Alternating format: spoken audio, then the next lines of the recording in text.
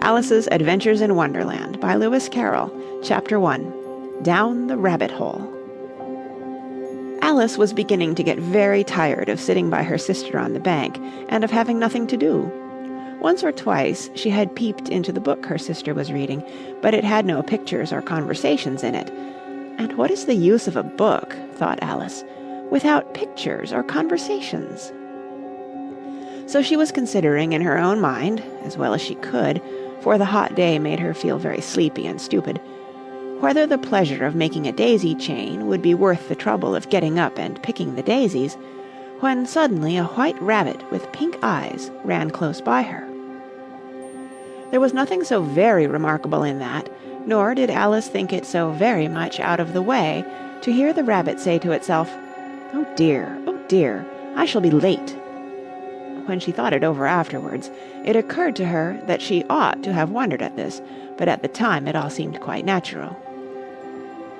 But when the rabbit actually took a watch out of its waistcoat pocket and looked at it, and then hurried on, Alice started to her feet, for it flashed across her mind that she had never before seen a rabbit with either a waistcoat pocket or a watch to take out of it, and, burning with curiosity, she ran across the field after it, and fortunately was just in time to see it pop down a large rabbit hole under the hedge.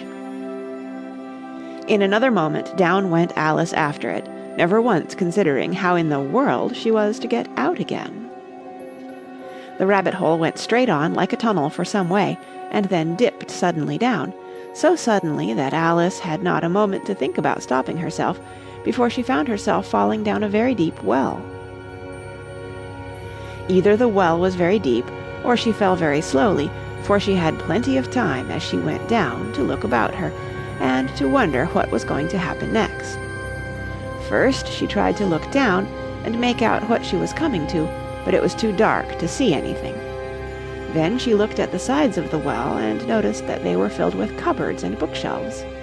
Here and there she saw maps and pictures hung upon pegs.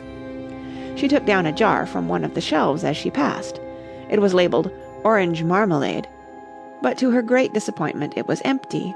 She did not like to drop the jar for fear of killing somebody, so managed to put it into one of the cupboards as she fell past it. Well, thought Alice to herself, after such a fall as this, I shall think nothing of tumbling downstairs. How brave they'll all think me at home. Why, I wouldn't say anything about it, even if I fell off the top of the house, which was very likely true. Down, down, down. Would the fall never come to an end? I wonder how many miles I've fallen by this time, she said aloud. I must be getting somewhere near the center of the earth. Let me see. That would be 4,000 miles down, I think. For, you see, Alice had learnt several things of this sort in her lessons in the schoolroom, and though this was not a very good opportunity for showing off her knowledge, as there was no one to listen to her, still it was good practice to say it over.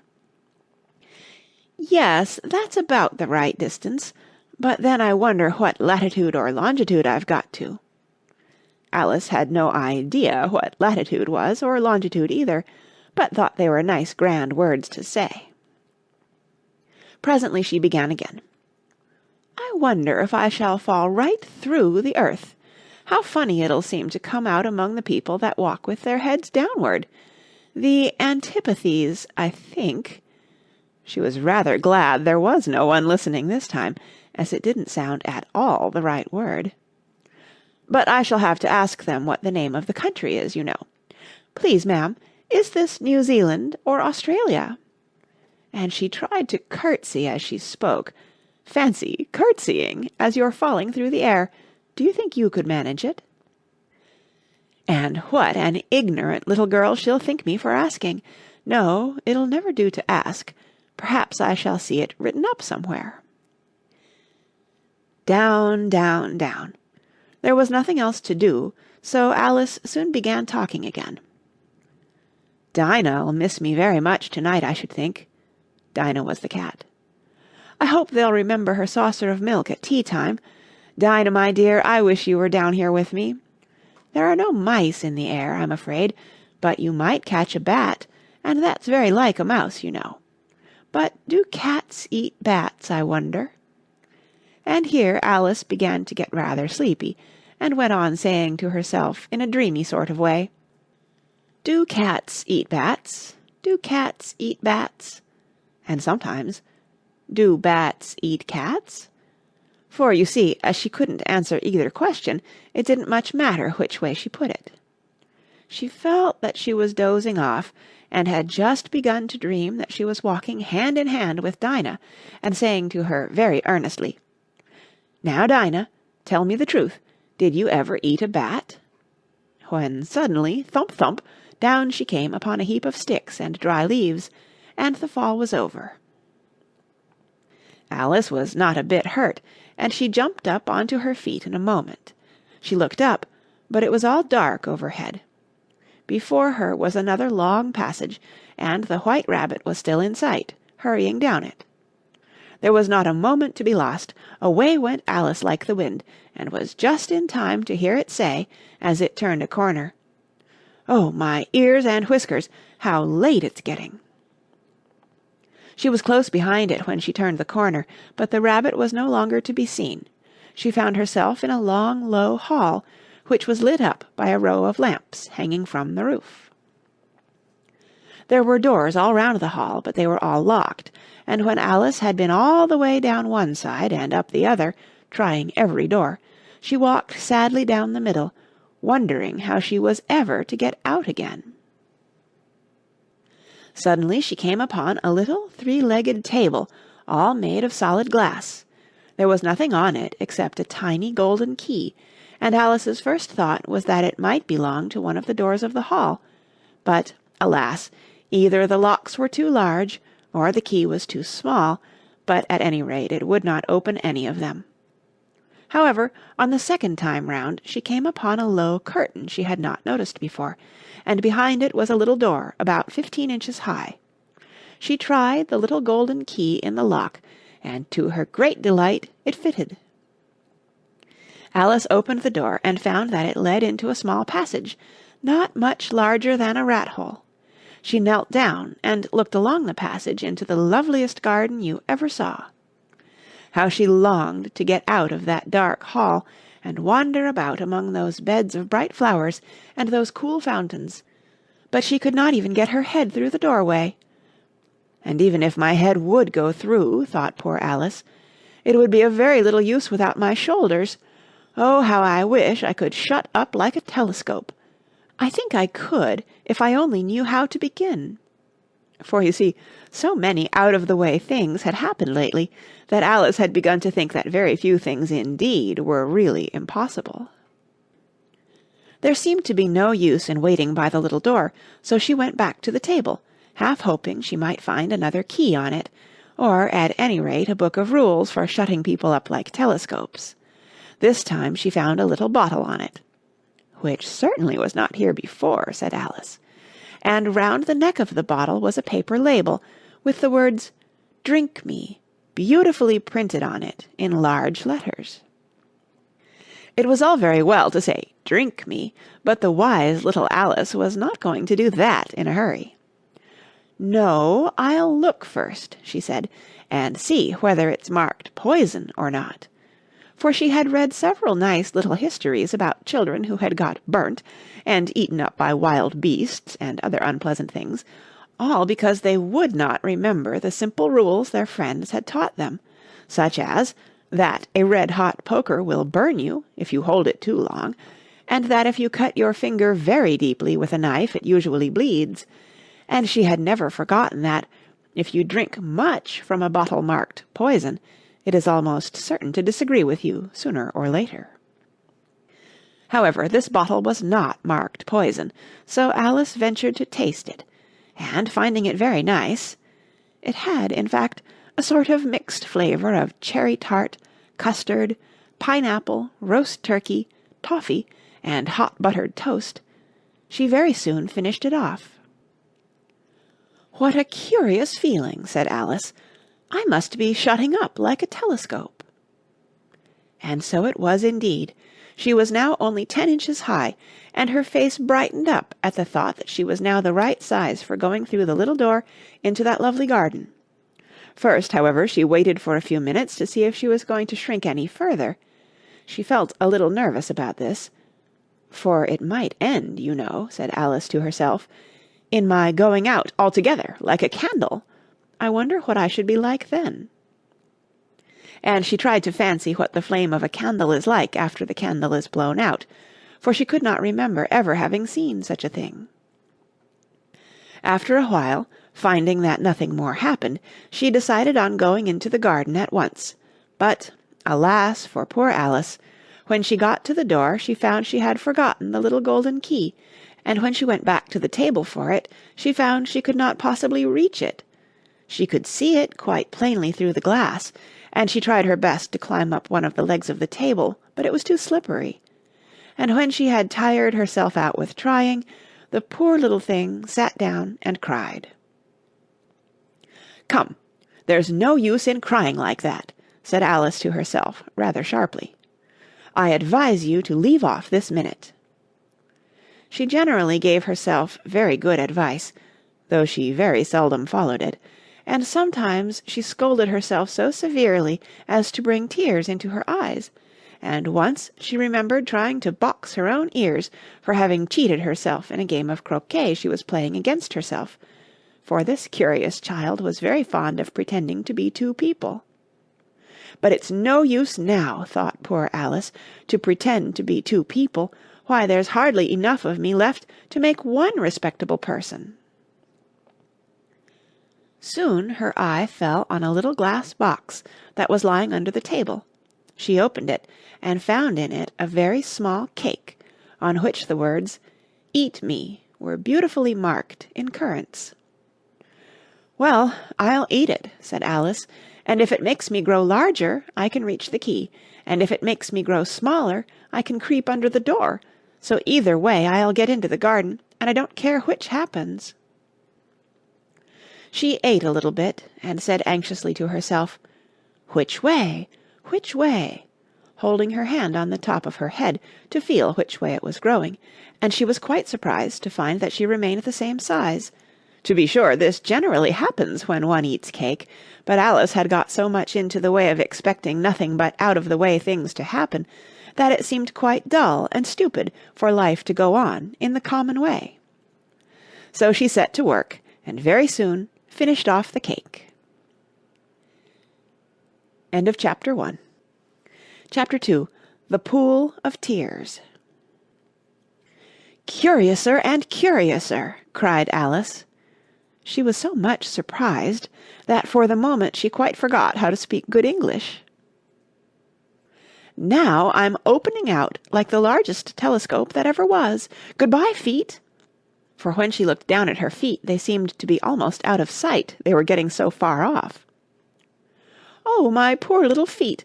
I wonder who will put on your shoes and stockings for you now, dears. I'm sure I shan't be able. I shall be a great deal too far off to trouble myself about you. You must manage the best way you can. But I must be kind to them," thought Alice, "or perhaps they won't walk the way I want to go. Let me see. I'll give them a new pair of boots every Christmas." And she went on planning to herself how she would manage it. "They must go by the carrier," she thought, "and how funny it'll seem sending presents to one's own feet, and how odd the directions will look. Alice's right foot, Esquire, hearthrug, near the fender, with Alice's love. Oh dear, what nonsense I'm talking." Just then her head struck against the roof of the hall. In fact, she was now more than 9 feet high, and she at once took up the little golden key and hurried off to the garden door. Poor Alice! It was as much as she could do, lying down on one side, to look through into the garden with one eye, but to get through was more hopeless than ever. She sat down and began to cry again. "You ought to be ashamed of yourself," said Alice, "a great girl like you." She might well say this. "To go on crying in this way. Stop this moment, I tell you." But she went on all the same, shedding gallons of tears, until there was a large pool all round her, about 4 inches deep, and reaching half down the hall. After a time she heard a little pattering of feet in the distance, and she hastily dried her eyes to see what was coming. It was the White Rabbit returning, splendidly dressed, with a pair of white kid gloves in one hand and a large fan in the other. He came trotting along in a great hurry, muttering to himself as he came, "Oh, the Duchess! The Duchess! Oh, won't she be savage if I've kept her waiting!"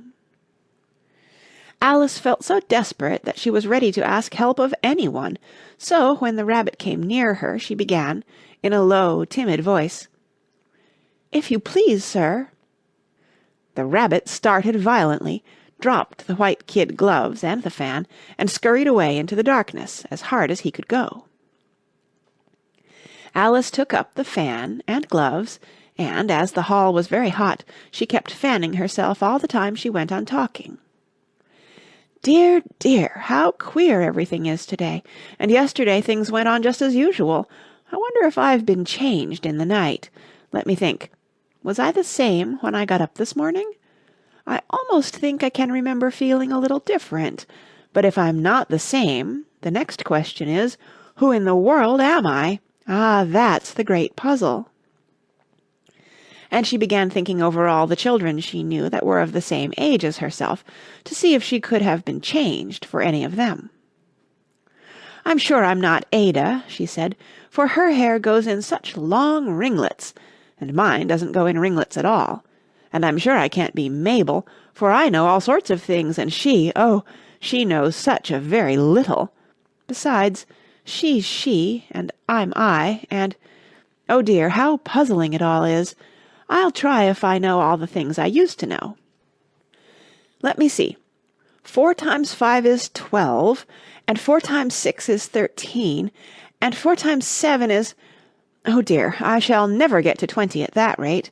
However, the multiplication table doesn't signify. Let's try geography. London is the capital of Paris, and Paris is the capital of Rome, and Rome... No, that's all wrong, I'm certain. I must have been changed for Mabel. I'll try and say, how doth the little? And she crossed her hands on her lap as if she were saying lessons, and began to repeat it, but her voice sounded hoarse and strange, and the words did not come the same as they used to do.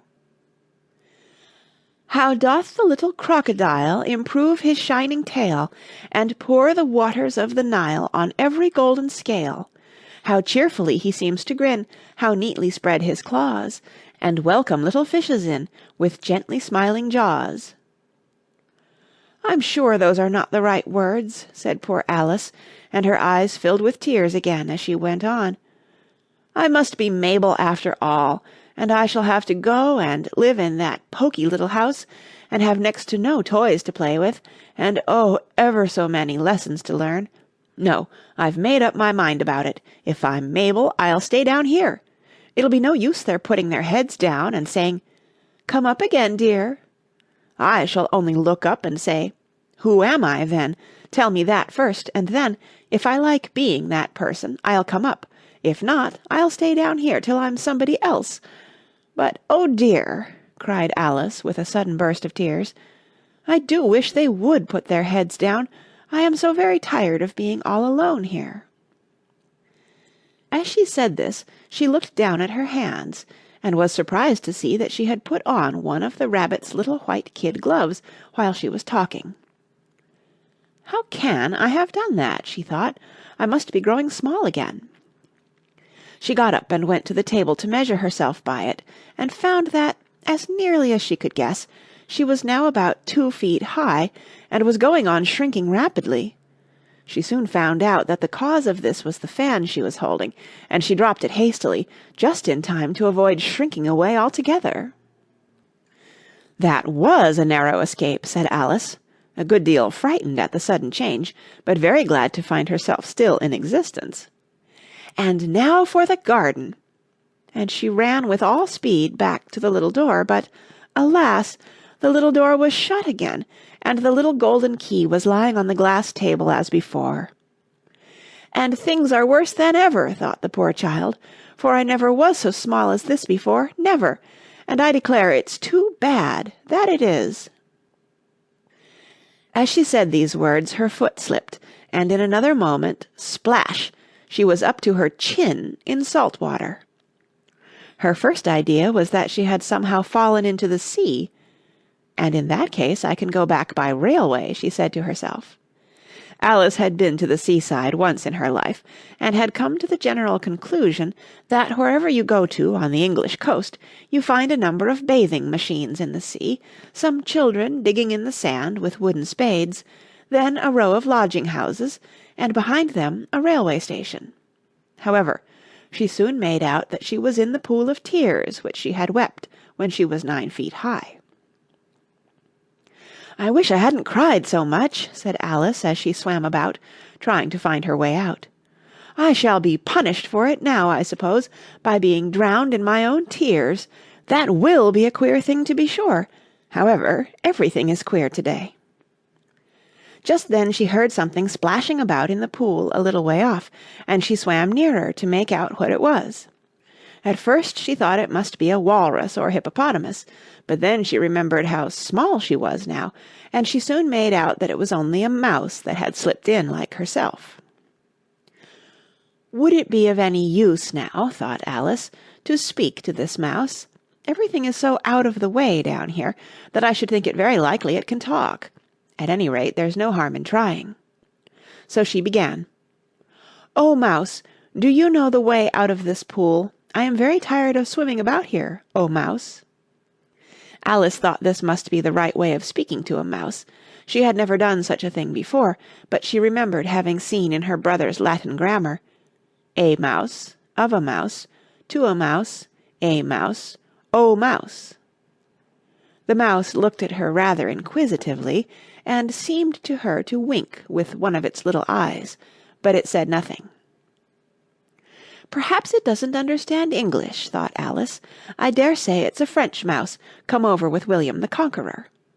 For, with all her knowledge of history, Alice had no very clear notion how long ago anything had happened. So she began again, "Où est ma chatte?" which was the first sentence in her French lesson book. The mouse gave a sudden leap out of the water, and seemed to quiver all over with fright. "Oh, I beg your pardon," cried Alice hastily, afraid that she had hurt the poor animal's feelings. "I quite forgot you didn't like cats." "Not like cats!" cried the mouse in a shrill, passionate voice. "Would you like cats if you were me?" "Well, perhaps not," said Alice in a soothing tone. "Don't be angry about it. And yet I wish I could show you our cat, Dinah. I think you'd take a fancy to cats if you could only see her. She is such a dear, quiet thing," Alice went on, half to herself, as she swam lazily about in the pool. "And she sits purring so nicely by the fire, licking her paws and washing her face, and she is such a nice soft thing to nurse, and she's such a capital one for catching mice. Oh, I beg your pardon," cried Alice again, for this time the mouse was bristling all over, and she felt certain it must be really offended. "We won't talk about her any more, if you'd rather not." "We, indeed!" cried the mouse, who was trembling down to the end of his tail. "As if I would talk on such a subject! Our family always hated cats. Nasty, low, vulgar things. Don't let me hear the name again." "I won't, indeed," said Alice, in a great hurry to change the subject of conversation. Are you fond of dogs?" The mouse did not answer, so Alice went on eagerly. "There is such a nice little dog near our house I should like to show you. A little bright-eyed terrier, you know, with oh, such long curly brown hair, and it'll fetch things when you throw them, and it'll sit up and beg for its dinner and all sorts of things. I can't remember half of them. And it belongs to a farmer, you know, and he says it's so useful it's worth 100 pounds. He says it kills all the rats and—" "Oh dear," cried Alice in a sorrowful tone, "I'm afraid I've offended it again." For the mouse was swimming away from her as hard as it could go, and making quite a commotion in the pool as it went. So she called softly after it, "Mouse dear, do come back again, and we won't talk about cats or dogs either if you don't like them." When the mouse heard this, it turned round and swam slowly back to her.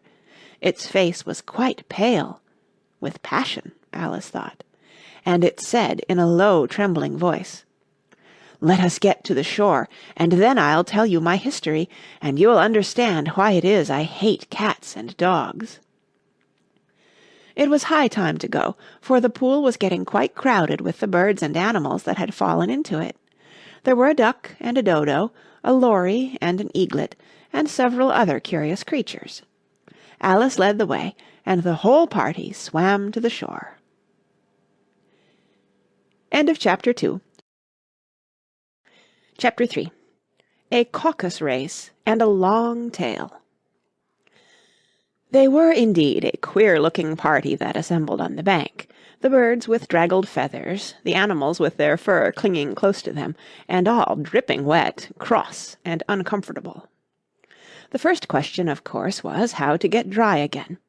They had a consultation about this, and after a few minutes it seemed quite natural to Alice to find herself talking familiarly with them, as if she had known them all her life. Indeed, she had quite a long argument with the lory, who at last turned sulky, and would only say, "I am older than you, and must know better." And this Alice would not allow without knowing how old it was, and, as the lory positively refused to tell its age, there was no more to be said.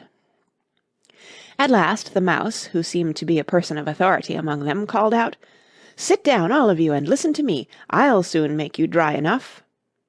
They all sat down at once in a large ring with the mouse in the middle. Alice kept her eyes anxiously fixed on it, for she felt sure she would catch a bad cold if she did not get dry very soon.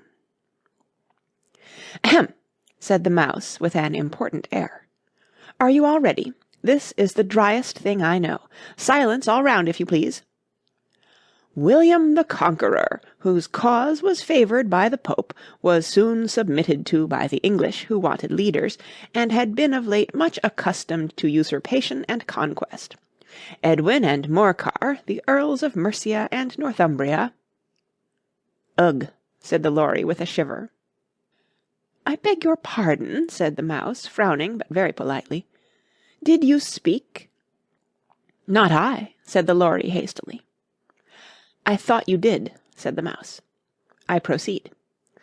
Edwin and Morcar, the Earls of Mercia and Northumbria, declared for him, and even Stigand, the patriotic Archbishop of Canterbury, found it advisable—" "Found what?" said the duck. "Found it," the mouse replied rather crossly. "Of course you know what 'it' means." "I know what 'it' means well enough when I find a thing," said the duck. "It's generally a frog or a worm. The question is, what did the Archbishop find?" The mouse did not notice this question, but hurriedly went on. "Found it advisable to go with Edgar Atheling to meet William and offer him the crown. William's conduct at first was moderate, but the insolence of his Normans— How are you getting on now, my dear?" it continued, turning to Alice as it spoke. "As wet as ever," said Alice in a melancholy tone. "It doesn't seem to dry me at all." "In that case," said the dodo solemnly, rising to its feet, "I move that the meeting adjourn for the immediate adoption of more energetic remedies." "Speak English," said the eaglet. "I don't know the meaning of half those long words, and what's more, I don't believe you do either." And the eaglet bent down its head to hide a smile. Some of the other birds tittered audibly. "What I was going to say," said the dodo in an offended tone, "was that the best thing to get us dry would be a caucus race." "What is a caucus race?" said Alice, not that she wanted much to know, but the dodo had paused, as if it thought that somebody ought to speak, and no one else seemed inclined to say anything. "Why," said the dodo, "the best way to explain it is to do it. And, as you might like to try the thing yourself some winter day, I will tell you how the dodo managed it. First it marked out a race course in a sort of circle. The exact shape doesn't matter, it said. And then all the party were placed along the course, here and there. There was no 1, 2, 3, and away, but they began running when they liked, and left off when they liked, so that it was not easy to know when the race was over. However, when they had been running half an hour or so, and were quite dry again, the dodo suddenly called out, "The race is over!" and they all crowded round it, panting, and asking, "But who has won?" This question the dodo could not answer without a great deal of thought, and it sat for a long time with one finger pressed upon its forehead, the position in which you usually see Shakespeare in the pictures of him, while the rest waited in silence. At last the dodo said, "Everybody has won, and all must have prizes." "But who is to give the prizes?" quite a chorus of voices asked. "Why, she, of course," said the dodo, pointing to Alice with one finger, and the whole party at once crowded round her, calling out in a confused way, "Prizes! Prizes!"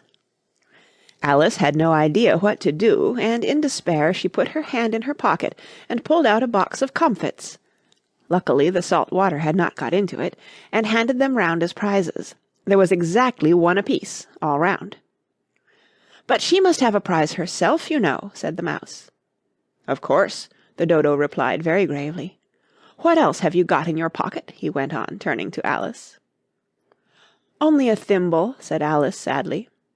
"Hand it over here," said the dodo. Then they all crowded round her once more, while the dodo solemnly presented the thimble, saying, "We beg your acceptance of this elegant thimble," and when it had finished this short speech, they all cheered. Alice thought the whole thing very absurd, but they all looked so grave that she did not dare to laugh, and, as she could not think of anything to say, she simply bowed, and took the thimble, looking as solemn as she could. The next thing was to eat the comfits. This caused some noise and confusion, as the large birds complained that they could not taste theirs, and the small ones choked and had to be patted on the back. However, it was over at last, and they sat down again in a ring and begged the mouse to tell them something more. "You promised to tell me your history, you know," said Alice, "and why it is you hate C and D," she added in a whisper, half afraid that it would be offended again. "Mine is a long and a sad tale," said the mouse, turning to Alice and sighing. "It is a long tale, certainly," said Alice, looking down with wonder at the mouse's tail. "But why do you call it sad?" And she kept on puzzling about it while the mouse was speaking, so that her idea of the tale was something like this. And here the mouse's words are printed in a long snaky line down the page, like a mouse's tail. "Fury said to a mouse that he met in the house, 'Let us both go to law, I will prosecute you.' 'Come, I'll take no denial, we must have a trial, for really this morning I've nothing to do.' Said the mouse to the cur, 'Such a trial, dear sir, with no jury or judge would be wasting our breath.' 'I'll be judge, I'll be jury,' said cunning old Fury. 'I'll try the whole cause, and condemn you to death.' 'You are not attending,' said the mouse to Alice severely. 'What are you thinking of?' 'I beg your pardon,' said Alice very humbly. 'You had got to the fifth bend, I think.' 'I had not,' cried the mouse, sharply and very angrily. 'A knot?' said Alice, always ready to make herself useful, and looking anxiously about her. 'Oh, do let me help to undo it.' 'I shall do nothing of the sort,' said the mouse, getting up and walking away. 'You insult me by talking such nonsense.' 'I didn't mean it,' pleaded poor Alice, 'but you're so easily offended, you know.' The mouse only growled in reply. 'Please come back and finish your story,' Alice called after it, and the others all joined in chorus, 'Yes, please do.' But the mouse only shook its head impatiently and walked a little quicker. "What a pity it wouldn't stay," sighed the lory, as soon as it was quite out of sight, and an old crab took the opportunity of saying to her daughter, "Ah, my dear, let this be a lesson to you never to lose your temper." "Hold your tongue, Ma," said the young crab, a little snappishly. "You're enough to try the patience of an oyster." "I wish I had our Dinah here, I know I do," said Alice aloud, addressing nobody in particular. "She'd soon fetch it back." "And who is Dinah, if I might venture to ask the question?" said the lory. Alice replied eagerly, for she was always ready to talk about her pet. "Dinah's our cat, and she's such a capital one for catching mice, you can't think. And, oh, I wish you could see her after the birds. Why, she'll eat a little bird as soon as look at it." This speech caused a remarkable sensation among the party. Some of the birds hurried off at once. One old magpie began wrapping itself up very carefully, remarking, "I really must be getting home. The night air doesn't suit my throat." and a canary called out in a trembling voice to its children, "Come away, my dears, it's high time you were all in bed." On various pretexts they all moved off, and Alice was soon left alone.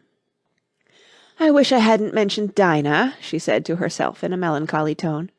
"Nobody seems to like her down here, and I'm sure she's the best cat in the world.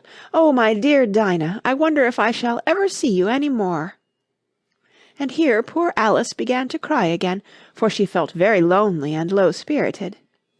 In a little while, however, she again heard a little pattering of footsteps in the distance, and she looked up eagerly, half hoping that the mouse had changed his mind, and was coming back to finish his story. End of Chapter 3. Chapter 4. The Rabbit Sends in a Little Bill. It was the White Rabbit, trotting slowly back again, and looking anxiously about as it went, as if it had lost something, and she heard it muttering to itself, "The Duchess! The Duchess! Oh, my dear paws! Oh, my fur and whiskers! She'll get me executed, as sure as ferrets are ferrets! Where can I have dropped them, I wonder?" Alice guessed in a moment that it was looking for the fan and the pair of white kid gloves, and she very good-naturedly began hunting about for them, but they were nowhere to be seen. Everything seemed to have changed since her swim in the pool, and the great hall, with the glass table and the little door, had vanished completely. Very soon the rabbit noticed Alice as she went hunting about, and called out to her in an angry tone, "Why, Mary Ann, what are you doing out here? Run home this moment, and fetch me a pair of gloves and a fan. Quick now!" And Alice was so much frightened that she ran off at once in the direction it pointed to, without trying to explain the mistake it had made. "He took me for his housemaid," she said to herself as she ran. "How surprised he'll be when he finds out who I am! But I'd better take him his fan and gloves, that is, if I can find them." As she said this, she came upon a neat little house, on the door of which was a bright brass plate with the name W. Rabbit engraved upon it. She went in without knocking, and hurried upstairs, in great fear lest she should meet the real Mary Ann, and be turned out of the house before she had found the fan and gloves. "How queer it seems," Alice said to herself, "to be going messages for a rabbit. I suppose Dinah'll be sending me on messages next." And she began fancying the sort of thing that would happen. "Miss Alice, come here directly and get ready for your walk." "Coming in a minute, nurse, but I've got to see that the mouse doesn't get out." "Only I don't think," Alice went on, "that they'd let Dinah stop in the house if it began ordering people about like that." By this time she had found her way into a tidy little room with a table in the window, and on it, as she had hoped, a fan and 2 or 3 pairs of tiny white kid gloves. She took up the fan and a pair of the gloves, and was just going to leave the room, when her eye fell upon a little bottle that stood near the looking-glass. There was no label this time with the words, "Drink me," but nevertheless she uncorked it and put it to her lips. "I know something interesting is sure to happen," she said to herself, "whenever I eat or drink anything, so I'll just see what this bottle does. I do hope it'll make me grow large again, for really I'm quite tired of being such a tiny little thing." It did so indeed, and much sooner than she had expected. Before she had drunk half the bottle, she found her head pressing against the ceiling, and had to stoop to save her neck from being broken. She hastily put down the bottle, saying to herself, "That's quite enough. I hope I shan't grow any more. As it is, I can't get out at the door. I do wish I hadn't drunk quite so much." Alas, it was too late to wish that. She went on growing and growing, and very soon had to kneel down on the floor. In another minute there was not even room for this, and she tried the effect of lying down with one elbow against the door, and the other arm curled round her head. Still she went on growing, and as a last resource she put one arm out of the window and one foot up the chimney, and said to herself, "Now I can do no more, whatever happens. What will become of me?" Luckily for Alice, the little magic bottle had now had its full effect, and she grew no larger. Still, it was very uncomfortable, and as there seemed to be no sort of chance of her ever getting out of the room again, no wonder she felt unhappy.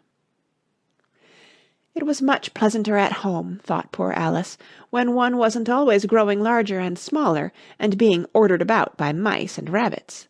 I almost wish I hadn't gone down that rabbit-hole, and yet, it's rather curious, you know, this sort of life. I do wonder what can have happened to me. When I used to read fairy tales, I fancied that kind of thing never happened, and now here I am in the middle of one. There ought to be a book written about me, that there ought, and when I grow up I'll write one. But I'm grown up now, she added in a sorrowful tone. At least there's no room to grow up any more here.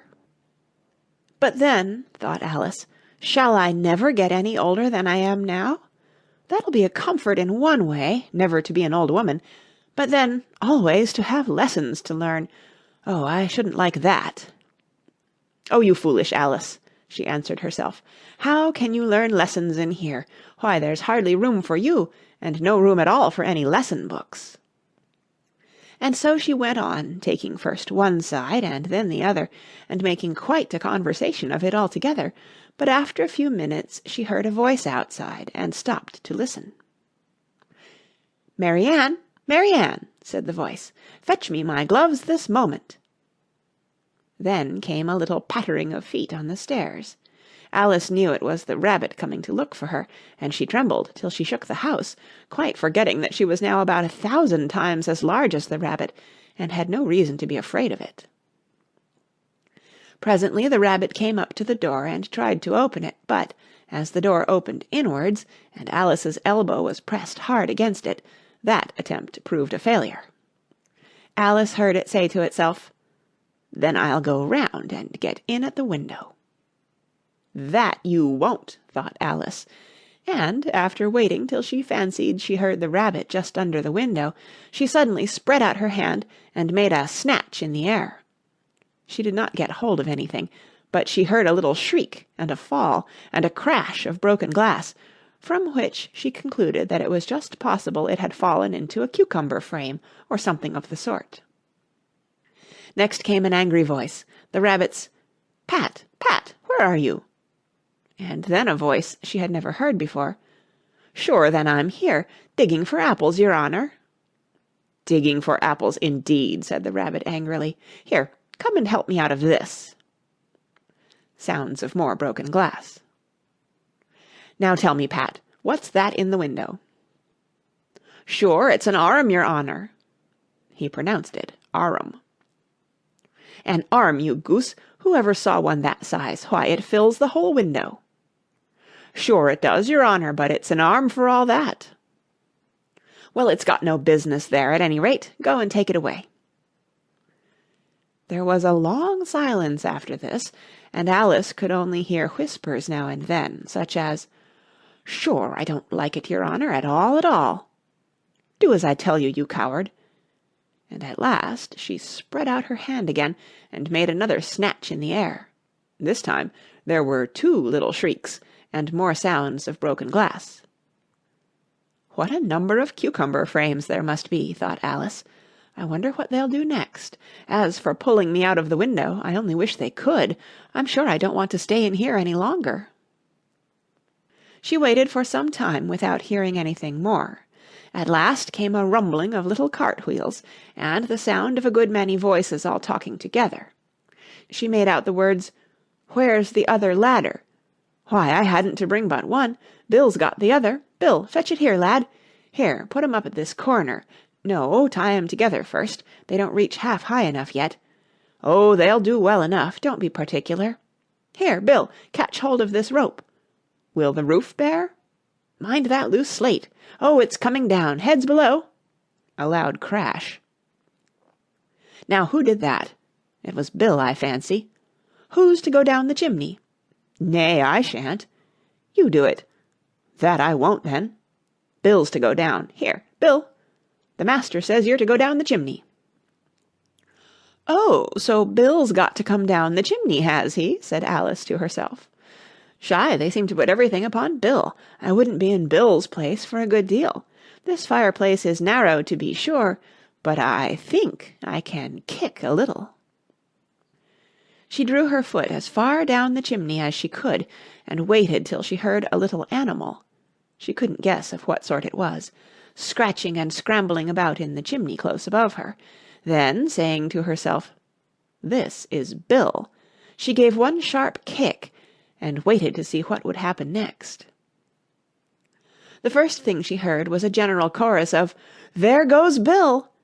Then the rabbit's voice along, "Catch him, you by the hedge!" Then silence, and then another confusion of voices. "Hold up his head! Brandy now! Don't choke him! How was it, old fellow? What happened to you? Tell us all about it." Last came a little feeble squeaking voice. "That's Bill," thought Alice. "Well, I hardly know. No more, thank'ee. I'm better now, but I'm a deal too flustered to tell you. All I know is, something comes at me like a jack-in-the-box, and up I goes like a skyrocket." "So you did, old fellow," said the others. "We must burn the house down," said the rabbit's voice, and Alice called out as loud as she could, "If you do, I'll set Dinah at you." There was a dead silence instantly, and Alice thought to herself, "I wonder what they will do next. If they had any sense, they'd take the roof off." After a minute or two they began moving about again, and Alice heard the rabbit say, "A barrowful will do to begin with." A barrowful of what? thought Alice, but she had not long to doubt, for the next moment a shower of little pebbles came rattling in at the window, and some of them hit her in the face. "I'll put a stop to this," she said to herself, and shouted out, "You'd better not do that again," which produced another dead silence. Alice noticed with some surprise that the pebbles were all turning into little cakes as they lay on the floor, and a bright idea came into her head. "If I eat one of these cakes," she thought, "it's sure to make some change in my size, and as it can't possibly make me larger, it must make me smaller, I suppose." So she swallowed one of the cakes, and was delighted to find that she began shrinking directly. As soon as she was small enough to get through the door, she ran out of the house, and found quite a crowd of little animals and birds waiting outside. The poor little lizard, Bill, was in the middle, being held up by 2 guinea pigs, who were giving it something out of a bottle. They all made a rush at Alice the moment she appeared, but she ran off as hard as she could, and soon found herself safe in a thick wood. "The first thing I've got to do," said Alice to herself, as she wandered about in the wood, "is to grow to my right size again, and the second thing is to find my way into that lovely garden. I think that will be the best plan." It sounded an excellent plan, no doubt, and very neatly and simply arranged. The only difficulty was that she had not the smallest idea how to set about it, and while she was peering about anxiously among the trees, a little sharp bark just over her head made her look up in a great hurry. An enormous puppy was looking down at her with large round eyes, and feebly stretching out one paw, trying to touch her. "Poor little thing," said Alice in a coaxing tone, and she tried hard to whistle to it, but she was terribly frightened all the time at the thought that it might be hungry, in which case it would be very likely to eat her up, in spite of all her coaxing. Hardly knowing what she did, she picked up a little bit of stick and held it out to the puppy, whereupon the puppy jumped into the air off all its feet at once with a yelp of delight, and rushed at the stick and made believe to worry it. Then Alice dodged behind a great thistle to keep herself from being run over, and the moment she appeared on the other side the puppy made another rush at the stick, and tumbled head over heels in its hurry to get hold of it. Then Alice, thinking it was very like having a game of play with a cart-horse, and expecting every moment to be trampled under its feet, ran round the thistle again. Then the puppy began a series of short charges at the stick, running a very little way forwards each time, and a long way back, and barking hoarsely all the while, till at last it sat down a good way off, panting, with its tongue hanging out of its mouth, and its great eyes half shut. This seemed to Alice a good opportunity for making her escape, so she set off at once, and ran till she was quite tired and out of breath, and till the puppy's bark sounded quite faint in the distance. "And yet what a dear little puppy it was," said Alice, as she leant against a buttercup to rest herself, and fanned herself with one of the leaves. I should have liked teaching it tricks very much, if I'd only been the right size to do it. Oh dear, I'd nearly forgotten that I've got to grow up again. Let me see. How is it to be managed? I suppose I ought to eat or drink something or other, but the great question is, what? The great question certainly was, what? Alice looked all round her, at the flowers and the blades of grass, but she did not see anything that looked like the right thing to eat or drink under the circumstances. There was a large mushroom growing near her, about the same height as herself, and when she had looked under it, and on both sides of it, and behind it, it occurred to her that she might as well look and see what was on the top of it. She stretched herself up on tiptoe, and peeped over the edge of the mushroom, and her eyes immediately met those of a large caterpillar that was sitting on the top with its arms folded, quietly smoking a long hookah, and taking not the smallest notice of her or of anything else. End of Chapter 4. Chapter 5. Advice from a Caterpillar. The caterpillar and Alice looked at each other for some time in silence. At last the caterpillar took the hookah out of its mouth and addressed her in a languid, sleepy voice. "Who are you?" said the caterpillar. This was not an encouraging opening for a conversation. Alice replied rather shyly, I hardly know, sir, just at present. At least I know who I was when I got up this morning, but I think I must have been changed several times since then." "What do you mean by that?" said the caterpillar sternly. "Explain yourself." "I can't explain myself, I'm afraid, sir," said Alice, "because I'm not myself, you see." "I don't see," said the caterpillar. "I'm afraid I can't put it more clearly," Alice replied very politely, "for I can't understand it myself to begin with, and being so many different sizes in a day is very confusing." "It isn't," said the caterpillar. "Well, perhaps you haven't found it so yet," said Alice, "but when you have to turn into a chrysalis, you will some day, you know, and then after that into a butterfly, I should think you'll feel it a little queer, won't you?" "Not a bit," said the caterpillar. "Well, perhaps your feelings may be different," said Alice. "All I know is, it would feel very queer to me." "You," said the caterpillar contemptuously. "Who are you?" Which brought them back again to the beginning of the conversation.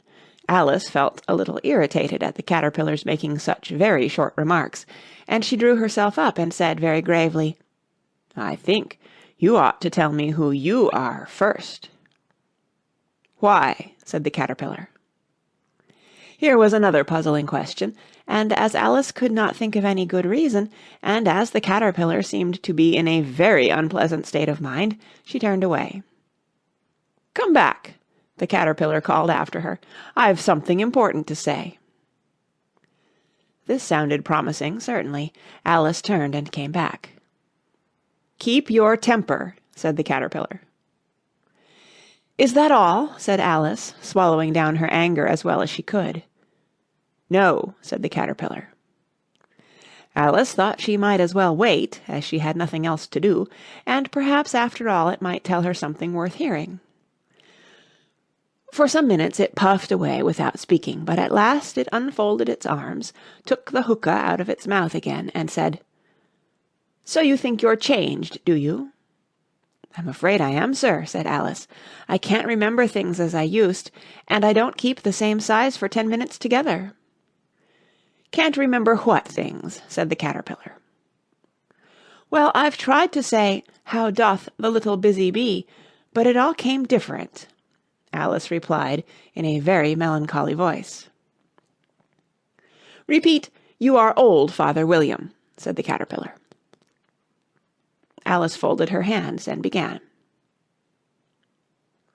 "You are old, Father William," the young man said, "and your hair has become very white. And yet you incessantly stand on your head. Do you think at your age it is right?" "In my youth," Father William replied to his son, "I feared it might injure the brain. But now that I'm perfectly sure I have none, why, I do it again and again." "You are old," said the youth, "as I mentioned before, and have grown most uncommonly fat. Yet you turned a back somersault in at the door. Pray, what is the reason of that?" "In my youth," said the sage, as he shook his grey locks, "I kept all my limbs very supple by the use of this ointment, 1 shilling the box. Allow me to sell you a couple." "You are old," said the youth, "and your jaws are too weak for anything tougher than suet. Yet you finished the goose, with the bones and the beak. Pray, how did you manage to do it?" "In my youth," said his father, "I took to the law, and argued each case with my wife, and the muscular strength which it gave to my jaw has lasted the rest of my life." "You are old," said the youth. "One would hardly suppose that your eye was as steady as ever. Yet you balanced an eel on the end of your nose. What made you so awfully clever?" "I have answered 3 questions, and that is enough," said his father. "Don't give yourself airs. Do you think I can listen all day to such stuff? Be off, or I'll kick you downstairs." "That is not said right," said the caterpillar. "Not quite right, I'm afraid," said Alice timidly. "Some of the words have got altered." "It is wrong from beginning to end," said the caterpillar decidedly, and there was silence for some minutes. The caterpillar was the first to speak. "What size do you want to be?" it asked. "Oh, I'm not particular as to size," Alice hastily replied. "Only one doesn't like changing so often, you know." "I don't know," said the caterpillar. Alice said nothing. She had never been so much contradicted in her life before, and she felt that she was losing her temper. "Are you content now?" said the caterpillar. "Well, I should like to be a little larger, sir, if you wouldn't mind," said Alice. 3 inches is such a wretched height to be." "It is a very good height indeed," said the caterpillar angrily, rearing itself upright as it spoke. It was exactly 3 inches high. "But I'm not used to it," pleaded poor Alice in a piteous tone. And she thought to herself, "I wish the creatures wouldn't be so easily offended." "You'll get used to it in time," said the caterpillar, and it put the hookah into its mouth and began smoking again. This time Alice waited patiently until it chose to speak again. In a minute or 2 the caterpillar took the hookah out of its mouth and yawned once or twice and shook itself. Then it got down off the mushroom and crawled away in the grass, merely remarking as it went, "One side will make you grow taller, and the other side will make you grow shorter." "One side of what? The other side of what?" thought Alice to herself. "Of the mushroom," said the caterpillar, just as if she had asked it aloud, and in another moment it was out of sight. Alice remained looking thoughtfully at the mushroom for a minute, trying to make out which were the 2 sides of it, and as it was perfectly round, she found this a very difficult question. However, at last she stretched her arms round it as far as they would go, and broke off a bit of the edge with each hand. "And now which is which?" she said to herself, and nibbled a little of the right-hand bit to try the effect. The next moment she felt a violent blow underneath her chin. It had struck her foot. She was a good deal frightened by this very sudden change, but she felt that there was no time to be lost, as she was shrinking rapidly, so she set to work at once to eat some of the other bit. Her chin was pressed so closely against her foot that there was hardly room to open her mouth, but she did it at last, and managed to swallow a morsel of the left-hand bit. "Come, my head's free at last," said Alice in a tone of delight, which changed into alarm in another moment, when she found that her shoulders were nowhere to be found. All she could see, when she looked down, was an immense length of neck, which seemed to rise like a stalk out of a sea of green leaves that lay far below her. "What can all that green stuff be?" said Alice. "And where have my shoulders got to? And oh, my poor hands! How is it I can't see you?" She was moving them about as she spoke, but no result seemed to follow, except a little shaking among the distant green leaves. As there seemed to be no chance of getting her hands up to her head, she tried to get her head down to them, and was delighted to find that her neck would bend about easily in any direction like a serpent. She had just succeeded in curving it down into a graceful zigzag, and was going to dive in among the leaves, which she found to be nothing but the tops of the trees under which she had been wandering, when a sharp hiss made her draw back in a hurry. A large pigeon had flown into her face, and was beating her violently with its wings. "Serpent!" screamed the pigeon. "I'm not a serpent," said Alice indignantly. "Let me alone." "Serpent, I say again," repeated the pigeon, but in a more subdued tone, and added with a kind of sob, "I've tried every way, and nothing seems to suit them." "I haven't the least idea what you're talking about," said Alice. "I've tried the roots of trees, and I've tried banks, and I've tried hedges," the pigeon went on, without attending to her. "But those serpents, there's no pleasing them." Alice was more and more puzzled, but she thought there was no use in saying anything more till the pigeon had finished. "As if it wasn't trouble enough hatching the eggs," said the pigeon, "but I must be on the lookout for serpents night and day. Why, I haven't had a wink of sleep these 3 weeks." "I'm very sorry you've been annoyed," said Alice, who was beginning to see its meaning. "And just as I'd taken the highest tree in the wood," continued the pigeon, raising its voice to a shriek, "and just as I was thinking I should be free of them at last, they must needs come wriggling down from the sky. Ugh! Serpent!" "But I'm not a serpent, I tell you," said Alice. I'm a—" "Well, what are you?" said the pigeon. "I can see you're trying to invent something." "I'm a little girl," said Alice, rather doubtfully, as she remembered the number of changes she had gone through that day. "A likely story indeed," said the pigeon in a tone of the deepest contempt. "I've seen a good many little girls in my time, but never one with such a neck as that. No, no, you're a serpent, and there's no use denying it.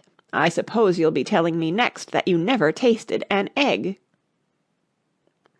"I have tasted eggs, certainly," said Alice, who was a very truthful child. "But little girls eat eggs quite as much as serpents do, you know." "I don't believe it," said the pigeon. "But if they do, why, then they're a kind of serpent. That's all I can say." This was such a new idea to Alice that she was quite silent for a minute or two, which gave the pigeon the opportunity of adding, "You're looking for eggs, I know that well enough, and what does it matter to me whether you're a little girl or a serpent?" "It matters a good deal to me," said Alice hastily, "but I'm not looking for eggs as it happens, and if I was I shouldn't want yours. I don't like them raw." "Well, be off then," said the pigeon in a sulky tone, as it settled down again into its nest. Alice crouched down among the trees as well as she could, for her neck kept getting entangled among the branches, and every now and then she had to stop and untwist it. After a while she remembered that she still held the pieces of mushroom in her hands, and she set to work very carefully, nibbling first at one and then at the other, and growing sometimes taller and sometimes shorter, until she had succeeded in bringing herself down to her usual height. It was so long since she had been anything near the right size that it felt quite strange at first, but she got used to it in a few minutes, and began talking to herself as usual. "Come, there's half my plan done now. How puzzling all these changes are! I'm never sure what I'm going to be from one minute to another. However, I've got back to my right size. The next thing is to get into that beautiful garden. How is that to be done, I wonder?" As she said this, she came suddenly upon an open place, with a little house in it about 4 feet high. "Whoever lives there," thought Alice, "it'll never do to come upon them this size. Why, I should frighten them out of their wits." So she began nibbling at the right-hand bit again, and did not venture to go near the house till she had brought herself down to 9 inches high. End of Chapter 5. Chapter 6. Pig and Pepper. For a minute or two she stood looking at the house and wondering what to do next, when suddenly a footman in livery came running out of the wood. She considered him to be a footman because he was in livery. Otherwise, judging by his face only, she would have called him a fish, and rapped loudly at the door with his knuckles. It was opened by another footman in livery, with a round face and large eyes like a frog, and both footmen, Alice noticed, had powdered hair that curled all over their heads. She felt very curious to know what it was all about, and crept a little way out of the wood to listen. The fish footman began by producing from under his arm a great letter nearly as large as himself, and this he handed over to the other, saying in a solemn tone, "For the Duchess, an invitation from the Queen to play croquet." The frog footman repeated, in the same solemn tone, only changing the order of the words a little, "From the Queen, an invitation for the Duchess to play croquet." Then they both bowed low, and their curls got entangled together. Alice laughed so much at this that she had to run back into the wood for fear of their hearing her, and when she next peeped out the fish footman was gone, and the other was sitting on the ground near the door, staring stupidly up into the sky. Alice went timidly up to the door and knocked. "There's no sort of use in knocking," said the footman, "and that for 2 reasons. First, because I'm on the same side of the door as you are. Secondly, because they're making such a noise inside, no one could possibly hear you." And certainly there was a most extraordinary noise going on within, a constant howling and sneezing, and every now and then a great crash, as if a dish or kettle had been broken to pieces. "Please, then," said Alice, "how am I to get in?" "There might be some sense in your knocking," the footman went on without attending to her, "if we had the door between us. For instance, if you were inside, you might knock, and I could let you out, you know." He was looking up into the sky all the time he was speaking, and this Alice thought decidedly uncivil. "But perhaps he can't help it," she said to herself. "His eyes are so very nearly at the top of his head. But at any rate he might answer questions. How am I to get in?" she repeated aloud. "I shall sit here," the footman remarked, "till to-morrow." At this moment the door of the house opened, and a large plate came skimming out, straight at the footman's head. It just grazed his nose, and broke to pieces against one of the trees behind him. "Or next day, maybe," the footman continued in the same tone, exactly as if nothing had happened. "How am I to get in?" asked Alice again, in a louder tone. "Are you to get in at all?" said the footman. "That's the first question, you know." It was, no doubt, only Alice did not like to be told so. "It's really dreadful," she muttered to herself, "the way all the creatures argue. It's enough to drive one crazy." The footman seemed to think this a good opportunity for repeating his remark, with variations. "I shall sit here," he said, "on and off, for days and days." "But what am I to do?" said Alice. "Anything you like," said the footman, and began whistling. "Oh, there's no use in talking to him," said Alice desperately. "He's perfectly idiotic." And she opened the door and went in. The door led right into a large kitchen, which was full of smoke from one end to the other. The Duchess was sitting on a 3-legged stool in the middle, nursing a baby. The cook was leaning over the fire, stirring a large cauldron which seemed to be full of soup. "There's certainly too much pepper in that soup," Alice said to herself, as well as she could for sneezing. There was certainly too much of it in the air. Even the Duchess sneezed occasionally, and as for the baby, it was sneezing and howling alternately, without a moment's pause. The only things in the kitchen that did not sneeze were the cook and a large cat, which was sitting on the hearth and grinning from ear to ear. "Please, would you tell me," said Alice, a little timidly, for she was not quite sure whether it was good manners for her to speak first, "why your cat grins like that?" "It's a Cheshire cat," said the Duchess, "and that's why, pig—" She said the last word with such sudden violence that Alice quite jumped, but she saw in another moment that it was addressed to the baby and not to her, so she took courage and went on again. "I didn't know that Cheshire cats always grinned. In fact, I didn't know that cats could grin." "They all can," said the Duchess, "and most of 'em do." "I don't know of any that do," Alice said very politely, feeling quite pleased to have got into a conversation. "You don't know much," said the Duchess, "and that's a fact." Alice did not at all like the tone of this remark, and thought it would be as well to introduce some other subject of conversation. While she was trying to fix on one, the cook took the cauldron of soup off the fire, and at once set to work throwing everything within her reach at the Duchess and the baby. The fire-irons came first, then followed a shower of saucepans, plates, and dishes. The Duchess took no notice of them even when they hit her, and the baby was howling so much already that it was quite impossible to say whether the blows hurt it or not. "Oh, please mind what you're doing," cried Alice, jumping up and down in an agony of terror. "Oh, there goes his precious nose!" as an unusually large saucepan flew close by it, and very nearly carried it off. "If everybody minded their own business," the Duchess said in a hoarse growl, "the world would go round a deal faster than it does." "Which would not be an advantage," said Alice, who felt very glad to get an opportunity of showing off a little of her knowledge. "Just think of what work it would make with the day and night. You see, the earth takes 24 hours to turn round on its axis." "Talking of axes," said the Duchess, "chop off her head."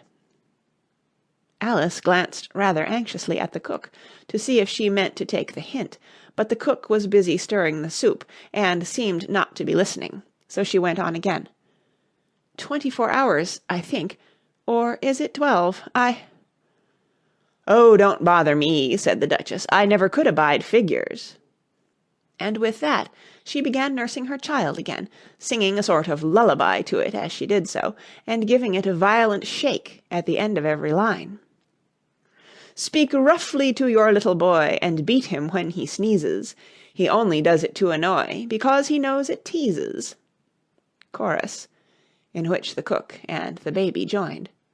"Wow, wow, wow!" While the Duchess sang the second verse of the song, she kept tossing the baby violently up and down, and the poor little thing howled so that Alice could hardly hear the words. "I speak severely to my boy, I beat him when he sneezes, for he can thoroughly enjoy the pepper when he pleases." Chorus. "Wow, wow, wow!" "Here, you may nurse it a bit if you like," the Duchess said to Alice, flinging the baby at her as she spoke. "I must go and get ready to play croquet with the Queen." And she hurried out of the room. The cook threw a frying pan after her as she went out, but it just missed her. Alice caught the baby with some difficulty, as it was a queer-shaped little creature, and held out its arms and legs in all directions. "Just like a starfish," thought Alice. The poor little thing was snorting like a steam engine when she caught it, and kept doubling itself up and straightening itself out again, so that altogether, for the first minute or two, it was as much as she could do to hold it. As soon as she had made out the proper way of nursing it, which was to twist it up into a sort of knot, and then keep tight hold of its right ear and left foot so as to prevent its undoing itself, she carried it out into the open air. "If I don't take this child away with me," thought Alice, "they're sure to kill it in a day or two. Wouldn't it be murder to leave it behind?" She said the last words out loud, and the little thing grunted in reply. It had left off sneezing by this time. "Don't grunt," said Alice. "That's not at all a proper way of expressing yourself." The baby grunted again, and Alice looked very anxiously into its face to see what was the matter with it. There could be no doubt that it had a very turned-up nose, much more like a snout than a real nose. Also, its eyes were getting extremely small for a baby. Altogether, Alice did not like the look of the thing at all. But perhaps it was only sobbing, she thought, and looked into its eyes again to see if there were any tears. No, there were no tears. "If you're going to turn into a pig, my dear," said Alice seriously, "I'll have nothing more to do with you. Mind now!" The poor little thing sobbed again, or grunted, it was impossible to say which, and they went on for some while in silence. Alice was just beginning to think to herself, "Now, what am I to do with this creature when I get it home?" when it grunted again, so violently that she looked down into its face in some alarm. This time there could be no mistake about it. It was neither more nor less than a pig, and she felt that it would be quite absurd for her to carry it further. So she set the little creature down, and felt quite relieved to see it trot away quietly into the wood. "If it had grown up," she said to herself, "it would have made a dreadfully ugly child, but it makes rather a handsome pig, I think." And she began thinking over other children she knew, who might do very well as pigs, and was just saying to herself, "If one only knew the right way to change them," when she was a little startled by seeing the Cheshire Cat sitting on a bough of a tree a few yards off. The cat only grinned when it saw Alice. It looked good-natured, she thought. Still, it had very long claws and a great many teeth, so she felt that it ought to be treated with respect. "Cheshire Puss," she began, rather timidly, as she did not at all know whether it would like the name. However, it only grinned a little wider. "Come, it's pleased so far," thought Alice, and she went on. "Would you tell me, please, which way I ought to go from here?" "That depends a good deal on where you want to get to," said the cat. "I don't much care where," said Alice. "Then it doesn't matter which way you go," said the cat. "So long as I get somewhere," Alice added as an explanation. "Oh, you're sure to do that," said the cat, "if you only walk long enough." Alice felt that this could not be denied, so she tried another question. "What sort of people live about here?" "In that direction," the cat said, waving its right paw round, "lives a hatter, and in that direction," waving the other paw, "lives a March hare. Visit either you like. They're both mad." "But I don't want to go among mad people," Alice remarked. "Oh, you can't help that," said the cat. "We're all mad here. I'm mad. You're mad." "How do you know I'm mad?" said Alice. "You must be," said the cat, "or you wouldn't have come here." Alice didn't think that proved it at all. However, she went on. "And how do you know that you're mad?" "To begin with," said the cat, "a dog's not mad. You grant that?" "I suppose so," said Alice. "Well then," the cat went on, "you see, a dog growls when it's angry and wags its tail when it's pleased. Now I growl when I'm pleased and wag my tail when I'm angry. Therefore I'm mad." "I call it purring, not growling," said Alice. "Call it what you like," said the cat. "Do you play croquet with the Queen today?" "I should like it very much," said Alice, "but I haven't been invited yet." "You'll see me there," said the cat, and vanished. Alice was not much surprised at this. She was getting so used to queer things happening. While she was looking at the place where it had been, it suddenly appeared again. "By the by, what became of the baby?" said the cat. "I'd nearly forgotten to ask." "It turned into a pig," Alice quietly said, just as if it had come back in a natural way. "I thought it would," said the cat, and vanished again. Alice waited a little, half expecting to see it again, but it did not appear, and after a minute or two she walked on in the direction in which the March hare was said to live. "I've seen hatters before," she said to herself. "The March hare will be much the most interesting, and perhaps, as this is May, it won't be raving mad, at least not so mad as it was in March." As she said this, she looked up, and there was the cat again, sitting on a branch of a tree. "Did you say pig or fig?" said the cat. "I said pig," replied Alice, "and I wish you wouldn't keep appearing and vanishing so suddenly. You make one quite giddy." "All right," said the cat, and this time it vanished quite slowly, beginning with the end of the tail and ending with the grin, which remained some time after the rest of it had gone. "Well, I've often seen a cat without a grin," thought Alice, "but a grin without a cat, it's the most curious thing I ever saw in my life." She had not gone much farther before she came in sight of the house of the March Hare. She thought it must be the right house, because the chimneys were shaped like ears, and the roof was thatched with fur. It was so large a house that she did not like to go nearer till she had nibbled some more of the left-hand bit of the mushroom, and raised herself to about 2 feet high. Even then she walked up towards it rather timidly, saying to herself, "Suppose it should be raving mad after all. I almost wish I'd gone to see the Hatter instead." End of Chapter 6. Chapter 7. A Mad Tea Party. There was a table set out under a tree in front of the house, and the March Hare and the Hatter were having tea at it. A dormouse was sitting between them, fast asleep, and the other two were using it as a cushion, resting their elbows on it and talking over its head. "Very uncomfortable for the dormouse," thought Alice, "only, as it's asleep, I suppose it doesn't mind." The table was a large one, but the three were all crowded together at one corner of it. "No room, no room!" they cried out when they saw Alice coming. "There's plenty of room," said Alice indignantly, and she sat down in a large armchair at one end of the table. "Have some wine," the March Hare said in an encouraging tone. Alice looked all round the table, but there was nothing on it but tea. "I don't see any wine," she remarked. "There isn't any," said the March Hare. "Then it wasn't very civil of you to offer it," said Alice angrily. "It wasn't very civil of you to sit down without being invited," said the March Hare. "I didn't know it was your table," said Alice.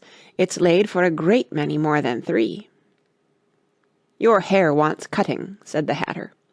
He had been looking at Alice for some time with great curiosity, and this was his first speech. "You should learn not to make personal remarks," Alice said with some severity. "It's very rude." The Hatter opened his eyes very wide on hearing this, but all he said was, "Why is a raven like a writing-desk?" "Come, we shall have some fun now," thought Alice. "I'm glad they've begun asking riddles. I believe I can guess that," she added aloud. "Do you mean that you think you can find out the answer to it?" said the March Hare. "Exactly so," said Alice. "Then you should say what you mean," the March Hare went on. "I do," Alice hastily replied. At least, I mean what I say. That's the same thing, you know." "Not the same thing a bit," said the Hatter. "You might just as well say that I see what I eat is the same thing as I eat what I see." "You might just as well say," added the March Hare, "that I like what I get is the same thing as I get what I like." "You might just as well say," added the Dormouse, who seemed to be talking in his sleep, "that I breathe when I sleep is the same thing as I sleep when I breathe." "It is the same thing with you," said the Hatter, and here the conversation dropped, and the party sat silent for a minute, while Alice thought over all she could remember about ravens and writing-desks, which wasn't much. The Hatter was the first to break the silence. "What day of the month is it?" he said, turning to Alice. He had taken his watch out of his pocket, and was looking at it uneasily, shaking it every now and then, and holding it to his ear. Alice considered a little, and then said, "The 4th." "2 days wrong," sighed the Hatter. "I told you butter wouldn't suit the works," he added, looking angrily at the March Hare. "It was the best butter," the March Hare meekly replied. "Yes, but some crumbs must have got in as well," the Hatter grumbled. "You shouldn't have put it in with the bread-knife." The March Hare took the watch and looked at it gloomily. Then he dipped it into his cup of tea and looked at it again, but he could think of nothing better to say than his first remark. It was the best butter, you know." Alice had been looking over his shoulder with some curiosity. "What a funny watch," she remarked. "It tells the day of the month, and doesn't tell what o'clock it is." "Why should it?" muttered the Hatter. "Does your watch tell you what year it is?" "Of course not," Alice replied very readily, "but that's because it stays the same year for such a long time together." "Which is just the case with mine," said the Hatter. Alice felt dreadfully puzzled. The Hatter's remark seemed to have no sort of meaning in it, and yet it was certainly English. "I don't quite understand you," she said, as politely as she could. "The Dormouse is asleep again," said the Hatter, and he poured a little hot tea upon its nose. The Dormouse shook its head impatiently, and said, without opening its eyes, Of course, just what I was going to remark myself." "Have you guessed the riddle yet?" the Hatter said, turning to Alice again. "No, I give it up," Alice replied. "What's the answer?" "I haven't the slightest idea," said the Hatter. "Nor I," said the March Hare. Alice sighed wearily. "I think you might do something better with the time," she said, "than waste it in asking riddles that have no answers." "If you knew time as well as I do," said the Hatter, "you wouldn't talk about wasting it. It's him." "I don't know what you mean," said Alice. "Of course you don't," the Hatter said, tossing his head contemptuously. "I dare say you never even spoke to time." "Perhaps not," Alice cautiously replied, "but I know I have to beat time when I learn music." "Ah, that accounts for it," said the Hatter. "He won't stand beating. Now, if you only kept on good terms with him, he'd do almost anything you liked with the clock. For instance, suppose it were 9 o'clock in the morning, just time to begin lessons. You'd only have to whisper a hint to time, and round goes the clock in a twinkling. 1:30, time for dinner." "I only wish it was," the March Hare said to itself in a whisper. "That would be grand, certainly," said Alice thoughtfully. "But then, I shouldn't be hungry for it, you know." "Not at first, perhaps," said the Hatter, "but you could keep it to 1:30 as long as you liked." "Is that the way you manage?" Alice asked. The Hatter shook his head mournfully. "Not I," he replied. "We quarrelled last March, just before he went mad, you know," pointing with his teaspoon at the March Hare. "It was at the great concert given by the Queen of Hearts, and I had to sing, 'Twinkle, twinkle, little bat, how I wonder what you're at.' You know the song, perhaps?" "I've heard something like it," said Alice. "It goes on, you know," the Hatter continued, "in this way. Up above the world you fly, like a tea-tray in the sky, twinkle, twinkle." Here the Dormouse shook itself, and began singing in its sleep, "Twinkle, twinkle, twinkle, twinkle," and went on so long that they had to pinch it to make it stop.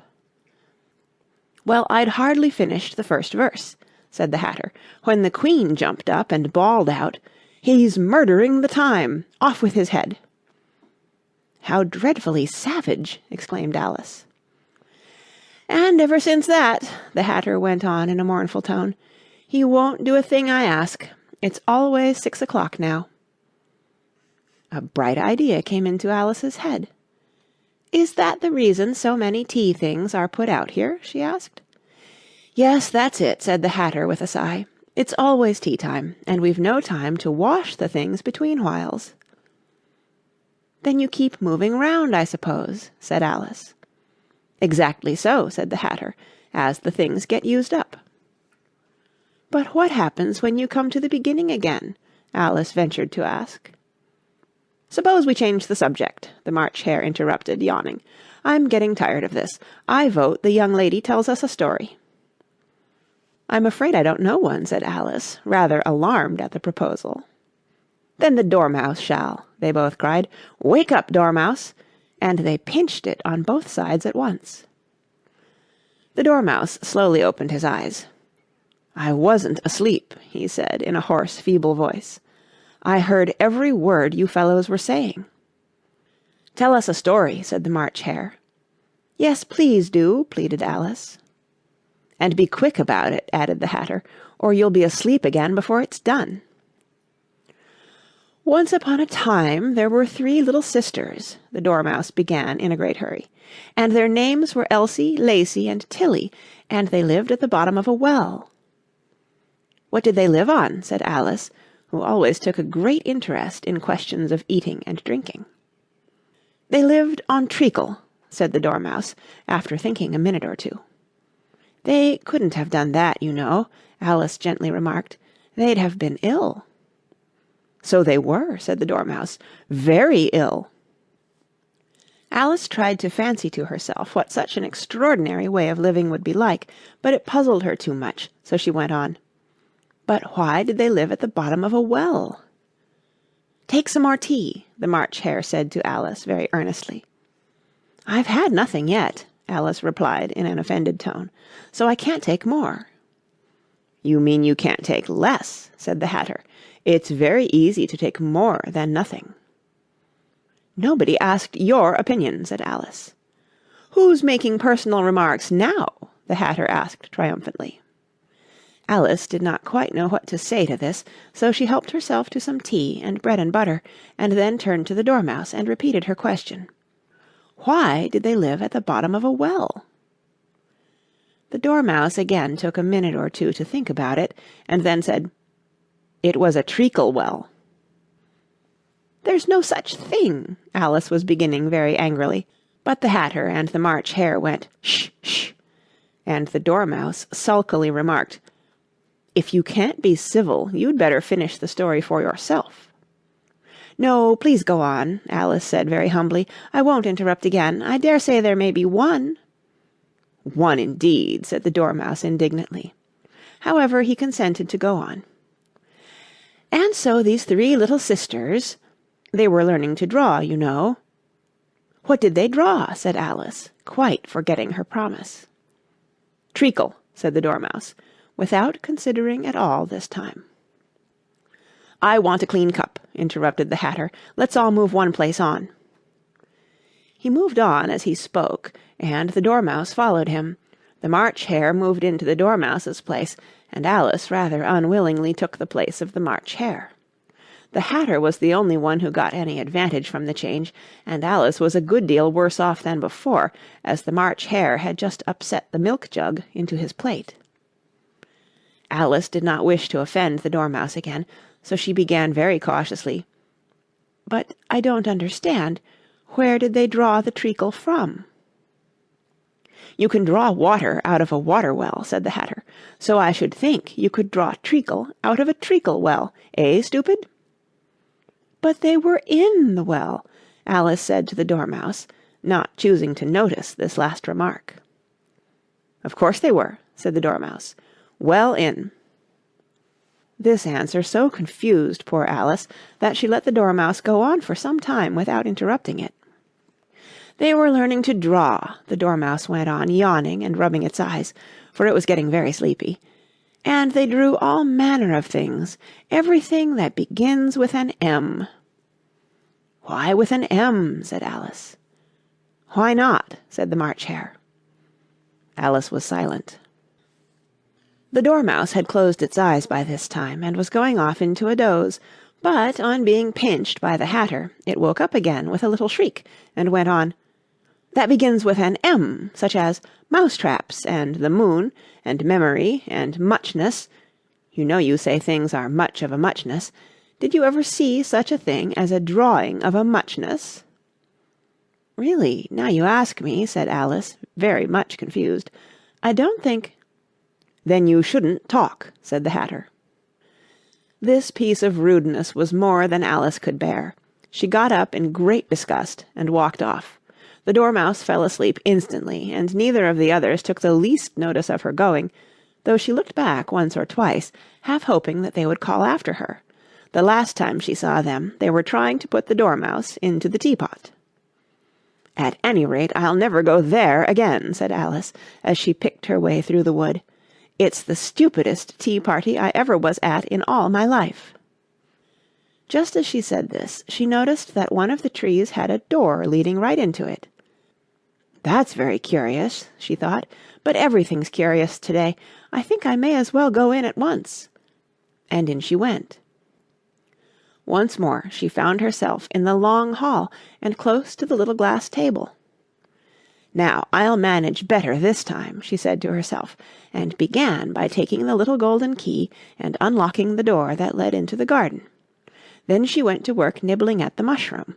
She had kept a piece of it in her pocket, till she was about a foot high. Then she walked down the little passage, and then she found herself at last in the beautiful garden, among the bright flower beds and the cool fountains. End of Chapter 7. Chapter 8. The Queen's Croquet Ground. A large rose tree stood near the entrance of the garden. The roses growing on it were white, but there were 3 gardeners at it, busily painting them red. Alice thought this a very curious thing, and she went nearer to watch them. And just as she came up to them, she heard one of them say, "Look out now, Five. Don't go splashing paint over me like that." "I couldn't help it," said Five in a sulky tone. "Seven jogged my elbow." On which Seven looked up and said, "That's right, Five. Always lay the blame on others." "You'd better not talk," said Five. "I heard the Queen say only yesterday you deserved to be beheaded." "What for?" said the one who had spoken first. "That's none of your business, Two," said Seven. "Yes, it is his business," said Five, "and I'll tell him. It was for bringing the cooked tulip roots instead of onions." Seven flung down his brush and had just begun, "Well, of all the unjust things," when his eye chanced to fall upon Alice as she stood watching them, and he checked himself suddenly. The others looked round also, and all of them bowed low. "Would you tell me," said Alice a little timidly, "why you are painting those roses?" Five and Seven said nothing, but looked at Two. Two began in a low voice, "Why, the fact is, you see, miss, this here ought to have been a red rose tree, and we put a white one in by mistake, and if the Queen was to find it out, we should all have our heads cut off, you know. So you see, miss, we're doing our best, afore she comes, too." At this moment Five, who had been anxiously looking across the garden, called out, "The Queen! The Queen!" and the 3 gardeners instantly threw themselves flat upon their faces. There was a sound of many footsteps, and Alice looked round, eager to see the Queen. First came 10 soldiers carrying clubs. These were all shaped like the 3 gardeners, oblong and flat, with their hands and feet at the corners. Next the 10 courtiers. These were ornamented all over with diamonds, and walked 2 and 2, as the soldiers did. After these came the royal children. There were 10 of them, and the little dears came jumping merrily along hand, in couples. They were all ornamented with hearts. Next came the guests, mostly kings and queens, and among them Alice recognized the White Rabbit. It was talking in a hurried, nervous manner, smiling at everything that was said, and went by without noticing her. Then followed the Knave of Hearts, carrying the king's crown on a crimson velvet cushion, and last of all this grand procession came the King and Queen of Hearts. Alice was rather doubtful whether she ought not to lie down on her face like the 3 gardeners, but she could not remember ever having heard of such a rule at processions.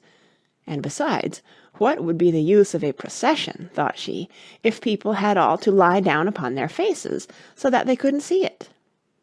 So she stood still where she was and waited. When the procession came opposite to Alice, they all stopped and looked at her, and the Queen said severely, "Who is this?" She said it to the Knave of Hearts, who only bowed and smiled in reply. "Idiot," said the Queen, tossing her head impatiently. And turning to Alice, she went on, "What's your name, child?" "My name is Alice, so please your Majesty," said Alice very politely, but she added to herself, "Why, they're only a pack of cards after all. I needn't be afraid of them." "And who are these?" said the Queen, pointing to the 3 gardeners who were lying round the rose tree, for you see, as they were lying on their faces, and the pattern on their backs was the same as the rest of the pack, she could not tell whether they were gardeners, or soldiers, or courtiers, or 3 of her own children. "How should I know?" said Alice, surprised at her own courage. "It's no business of mine." The Queen turned crimson with fury, and, after glaring at her for a moment like a wild beast, screamed, "Off with her head! Off!" "Nonsense!" said Alice very loudly and decidedly, and the Queen was silent. The King laid his hand upon her arm, and timidly said, "Consider, my dear, she is only a child." The Queen turned angrily away from him, and said to the knave, "Turn them over." The knave did so, very carefully, with one foot. "Get up!" said the Queen in a shrill, loud voice, and the 3 gardeners instantly jumped up, and began bowing to the King, the Queen, the royal children, and everybody else. "Leave off that!" screamed the Queen. "You make me giddy." And then, turning to the rose-tree, she went on, "What have you been doing here?" "May it please your Majesty," said two, in a very humble tone, going down on one knee as he spoke, "we were trying—" "I see," said the Queen, who had meanwhile been examining the roses. "Off with their heads!" And the procession moved on, 3 of the soldiers remaining behind to execute the unfortunate gardeners, who ran to Alice for protection. "You shan't be beheaded," said Alice, and she put them into a large flower-pot that stood near. The 3 soldiers wandered about for a minute or two, looking for them, and then quietly marched off after the others. "Are their heads off?" shouted the Queen. "Their heads are gone, if it please your Majesty," the soldiers shouted in reply. "That's right," shouted the Queen. "Can you play croquet?" The soldiers were silent, and looked at Alice, as the question was evidently meant for her. "Yes," shouted Alice. "Come on, then," roared the Queen, and Alice joined the procession, wondering very much what would happen next. It's a very fine day," said a timid voice at her side. She was walking by the White Rabbit, who was peeping anxiously into her face. "Very," said Alice. "Where's the Duchess?" "Hush, hush!" said the Rabbit in a low, hurried tone. He looked anxiously over his shoulder as he spoke, and then raised himself upon tiptoe, put his mouth close to her ear, and whispered, "She's under sentence of execution." "What for?" said Alice. "Did you say, 'What a pity'?" the Rabbit asked. "No, I didn't," said Alice. "I don't think it's at all a pity. I said, 'What for?'" "She boxed the Queen's ears," the Rabbit began. Alice gave a little scream of laughter. "Oh, hush!" the Rabbit whispered in a frightened tone. "The Queen will hear you. You see, she came rather late, and the Queen said—" "Get to your places!" shouted the Queen in a voice of thunder, and people began running about in all directions, tumbling up against each other. However, they got settled down in a minute or two, and the game began. Alice thought she had never seen such a curious croquet ground in her life. It was all ridges and furrows, the balls were live hedgehogs, the mallets live flamingos, and the soldiers had to double themselves up and to stand on their hands and feet to make the arches. The chief difficulty Alice found at first was in managing her flamingo. She succeeded in getting its body tucked away comfortably enough under her arm with its legs hanging down, but generally, just as she had got its neck nicely straightened out and was going to give the hedgehog a blow with its head, it would twist itself round and look up into her face with such a puzzled expression that she could not help bursting out laughing. And when she had got its head down and was going to begin again, it was very provoking to find that the hedgehog had unrolled itself and was in the act of crawling away. Besides all this, there was generally a ridge or furrow in the way wherever she wanted to send the hedgehog to, and as the doubled-up soldiers were always getting up and walking off to other parts of the ground, Alice soon came to the conclusion that it was a very difficult game indeed. The players all played at once without waiting for turns, quarrelling all the while, and fighting for the hedgehogs, and in a very short time the Queen was in a furious passion, and went stamping about and shouting, "Off with his head!" or "Off with her head!" about once a minute. Alice began to feel very uneasy. To be sure, she had not as yet had any dispute with the Queen, but she knew that it might happen any minute. "And then," thought she, "what would become of me? They're dreadfully fond of beheading people here. The great wonder is that there's anyone left alive." She was looking about for some way of escape, and wondering whether she could get away without being seen, when she noticed a curious appearance in the air. It puzzled her very much at first, but after watching it a minute or two, she made it out to be a grin, and she said to herself, "It's the Cheshire Cat. Now I shall have somebody to talk to." "How are you getting on?" said the cat, as soon as there was mouth enough for it to speak with. Alice waited till the eyes appeared, and then nodded. "It's no use speaking to it," she thought, "till its ears have come, or at least one of them." In another minute the whole head appeared, and then Alice put down her flamingo, and began an account of the game, feeling very glad she had someone to listen to her. The cat seemed to think that there was enough of it now in sight, and no more of it appeared. "I don't think they play at all fairly," Alice began, in rather a complaining tone. "And they all quarrel so dreadfully one can't hear oneself speak. And they don't seem to have any rules in particular. At least, if there are, nobody attends to them.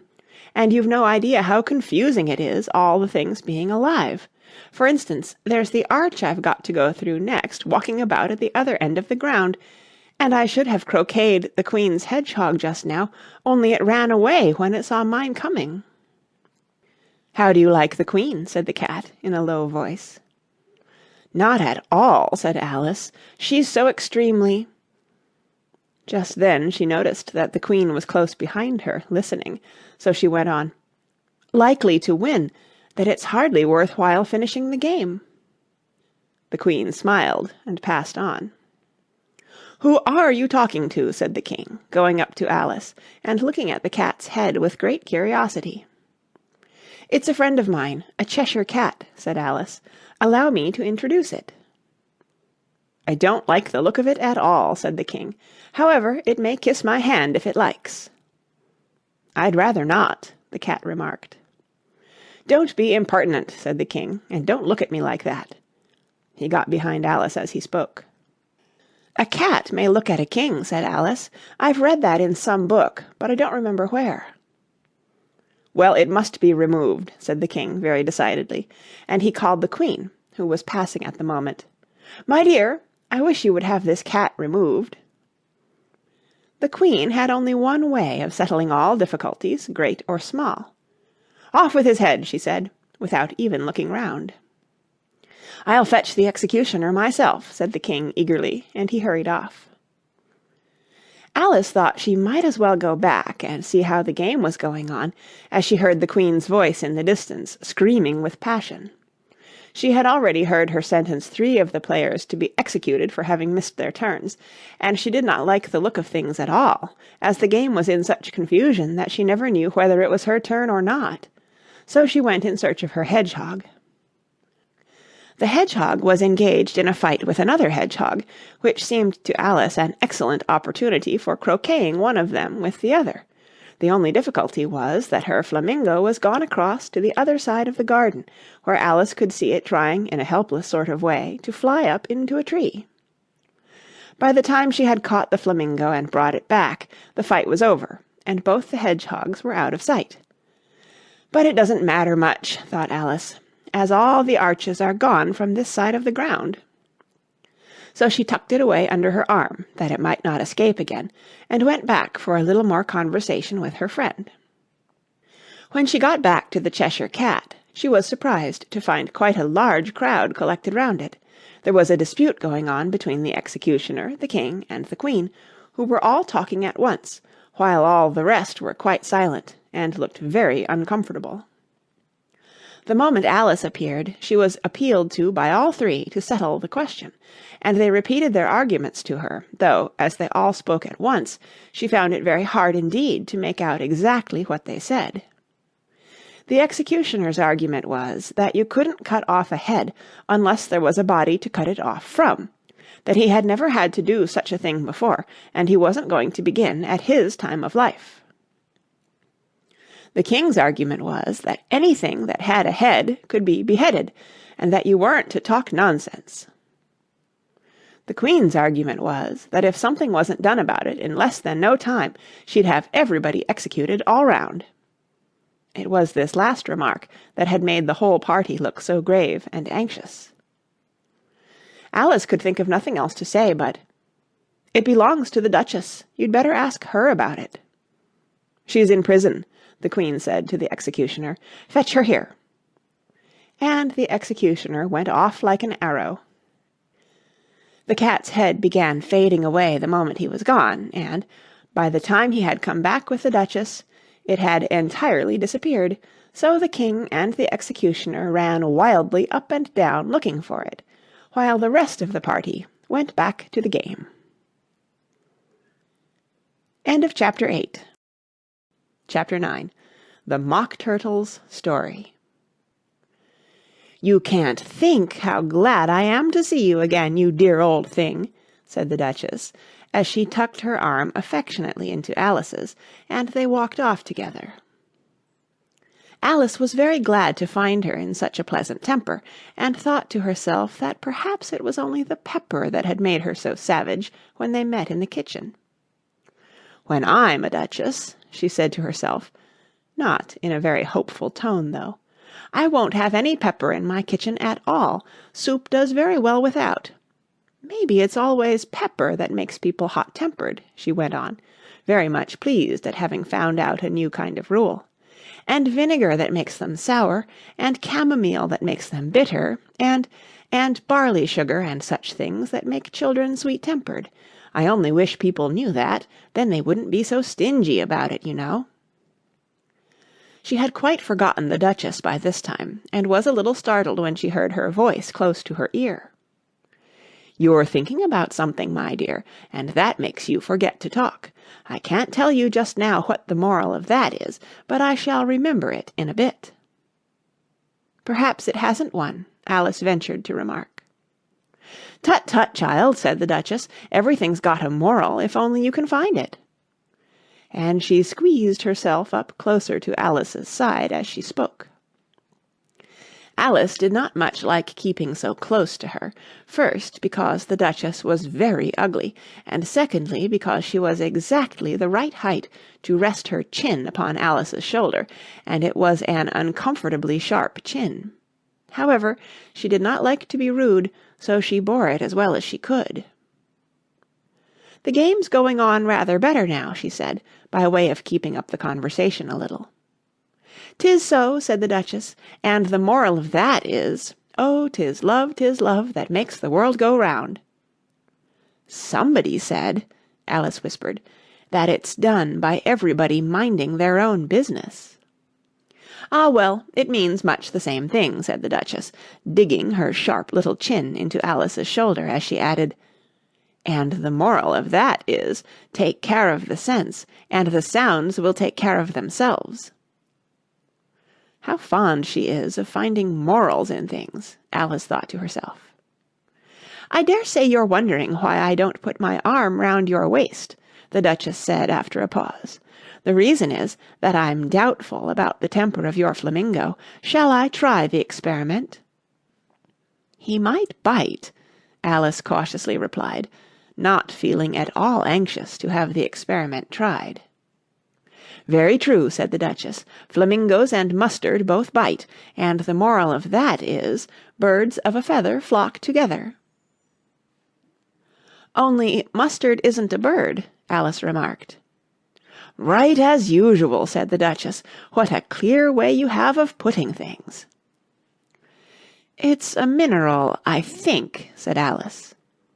"Of course it is," said the Duchess, who seemed ready to agree to everything that Alice said. "There's a large mustard mine near here, and the moral of that is, the more there is of mine, the less there is of yours." "Oh, I know," exclaimed Alice, who had not attended to this last remark. "It's a vegetable. It doesn't look like one, but it is."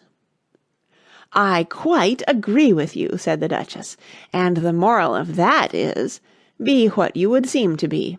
Or, if you'd like it put more simply, Never imagine yourself not to be otherwise than what it might appear to others that what you were or might have been was not otherwise than what you had been would have appeared to them to be otherwise. "I think I should understand that better," Alice said very politely, "if I had it written down, but I can't quite follow it as you say it." "That's nothing to what I could say if I chose," the Duchess replied in a pleased tone. "Pray don't trouble yourself to say it any longer than that," said Alice. "Oh, don't talk about trouble," said the Duchess. "I make you a present of everything I've said as yet." A cheap sort of present, thought Alice. I'm glad they don't give birthday presents like that. But she did not venture to say it out loud. "Thinking again?" the Duchess asked, with another dig of her sharp little chin. "I've a right to think," said Alice sharply, for she was beginning to feel a little worried. "Just about as much right," said the Duchess, "as pigs have to fly, and the But here, to Alice's great surprise, the Duchess's voice died away, even in the middle of her favourite word, moral, and the arm that was linked into hers began to tremble. Alice looked up, and there stood the Queen in front of them, with her arms folded, frowning like a thunderstorm. "A fine day, your Majesty," the Duchess began in a low, weak voice. "Now I give you fair warning," shouted the Queen, stamping on the ground as she spoke. "Either you or your head must be off, and that in about half no time. Take your choice." The Duchess took her choice, and was gone in a moment. "Let's go on with the game," the Queen said to Alice, and Alice was too much frightened to say a word, but slowly followed her back to the croquet ground. The other guests had taken advantage of the Queen's absence, and were resting in the shade. However, the moment they saw her, they hurried back to the game, the Queen merely remarking that a moment's delay would cost them their lives. All the time they were playing, the Queen never left off quarrelling with the other players, and shouting, "Off with his head!" or "Off with her head!"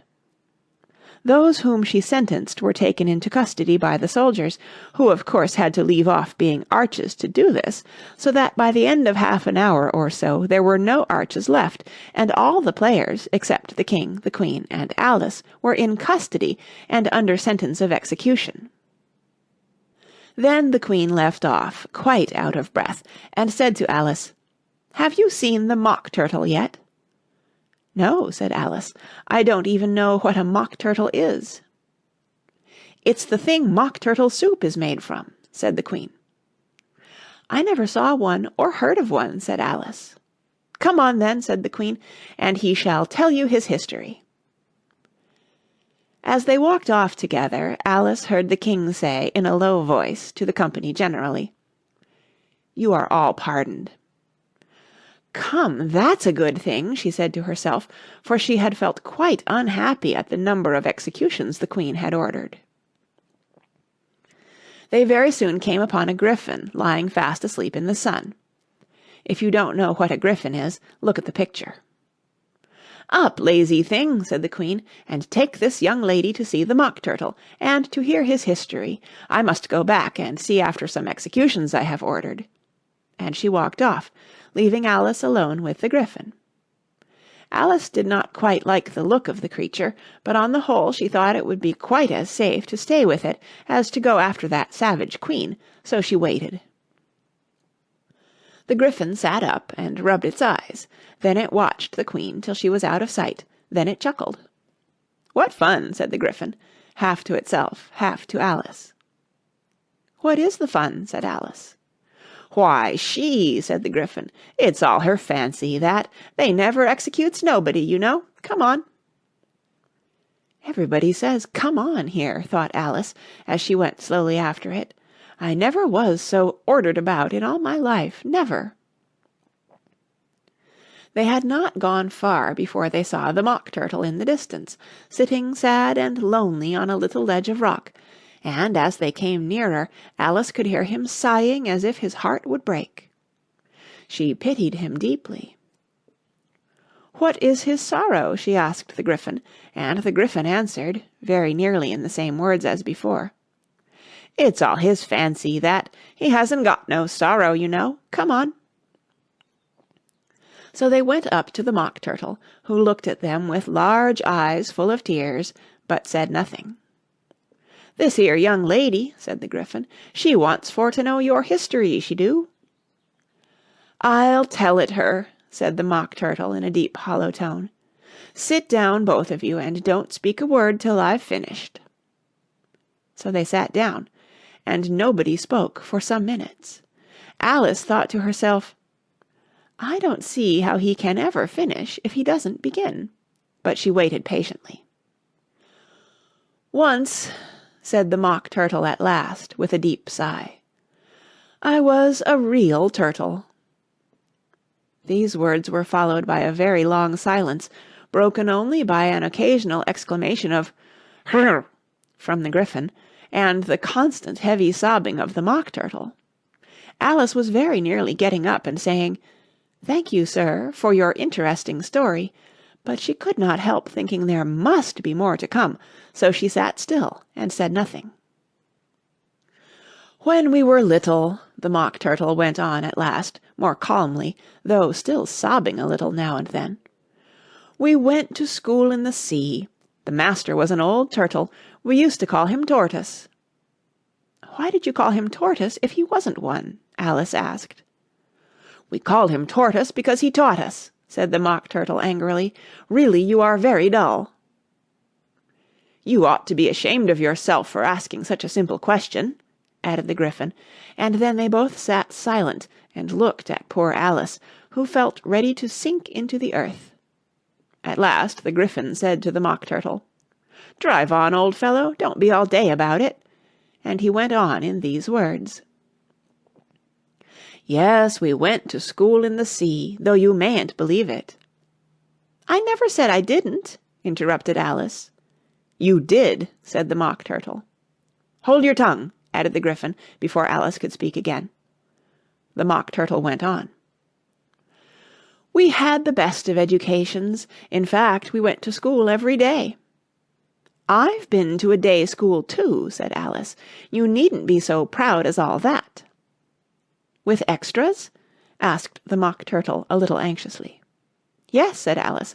"We learned French and music." "And washing?" said the Mock Turtle. "Certainly not," said Alice indignantly. "Ah, then yours wasn't a really good school," said the Mock Turtle in a tone of great relief. Now at ours they had at the end of the bill French, music, and washing extra. "You couldn't have wanted it much," said Alice, "living at the bottom of the sea." "I couldn't afford to learn it," said the Mock Turtle with a sigh. "I only took the regular course." "What was that?" inquired Alice. "Reeling and writhing, of course, to begin with," the Mock Turtle replied, "and then the different branches of arithmetic: ambition, distraction, uglification, and derision." "I never heard of uglification," Alice ventured to say. "What is it?" The Gryphon lifted up both its paws in surprise. "What! Never heard of uglifying?" it exclaimed. "You know what to beautify is, I suppose." "Yes," said Alice doubtfully. "It means to make anything prettier." "Well then," the Gryphon went on, "if you don't know what to uglify is, you are a simpleton." Alice did not feel encouraged to ask any more questions about it, so she turned to the Mock Turtle and said, "What else had you to learn?" "Well, there was mystery," the Mock Turtle replied, counting off the subjects on his flappers. "Mystery, ancient and modern, with seaography. Then drawling. The drawling master was an old conger eel that used to come once a week. He taught us drawling, stretching, and fainting in coils." "What was that like?" said Alice. "Well, I can't show it you myself," the Mock Turtle said. "I'm too stiff, and the Gryphon never learnt it." "Hadn't time," said the Gryphon. "I went to the classics master, though. He was an old crab, he was." "I never went to him," the Mock Turtle said with a sigh. "He taught laughing and grief, they used to say." So he did, said the Gryphon, sighing in his turn, and both creatures hid their faces in their paws. "And how many hours a day did you do lessons?" said Alice, in a hurry to change the subject. 10 hours the first day, said the Mock Turtle, 9 the next, and so on. "What a curious plan!" exclaimed Alice. "That's the reason they're called lessons," the Gryphon remarked, "because they lessen from day to day." This was quite a new idea to Alice, and she thought it over a little before she made her next remark. "Then the 11th day must have been a holiday." "Of course it was," said the Mock Turtle. "And how did you manage on the 12th?" Alice went on eagerly. "That's enough about lessons," the Gryphon interrupted in a very decided tone. "Tell her something about the games now." End of Chapter 9. Chapter 10. The Lobster Quadrille. The Mock Turtle sighed deeply and drew the back of one flapper across his eyes. He looked at Alice and tried to speak, but for a minute or two sobs choked his voice. "Same as if he had a bone in his throat," said the Gryphon, and it set to work shaking him and punching him in the back. At last the Mock Turtle recovered his voice, and, with tears running down his cheeks, he went on again. "You may not have lived much under the sea." "I haven't," said Alice. "And perhaps you were never even introduced to a lobster." Alice began to say, "I once tasted," but checked herself hastily and said, "No, never." "So you can have no idea what a delightful thing a lobster quadrille is." "No, indeed," said Alice. "What sort of a dance is it?" "Why," said the Gryphon, "you first form into a line along the seashore." "2 lines!" cried the Mock Turtle. "Seals, turtles, salmon, and so on. Then, when you've cleared all the jellyfish out of the way—" "That generally takes some time," interrupted the Gryphon. "You advance twice—" "Each with a lobster as a partner!" cried the Gryphon. "Of course," the Mock Turtle said.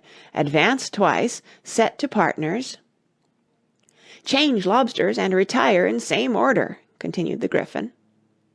"Then, you know," the Mock Turtle went on, "you throw the—" "The lobsters!" shouted the Gryphon, with a bound into the air. "As far out to sea as you can—" "Swim after them!" screamed the Gryphon. "Turn a somersault in the sea!" cried the Mock Turtle, capering wildly about. "Change lobsters again!" yelled the Gryphon at the top of its voice.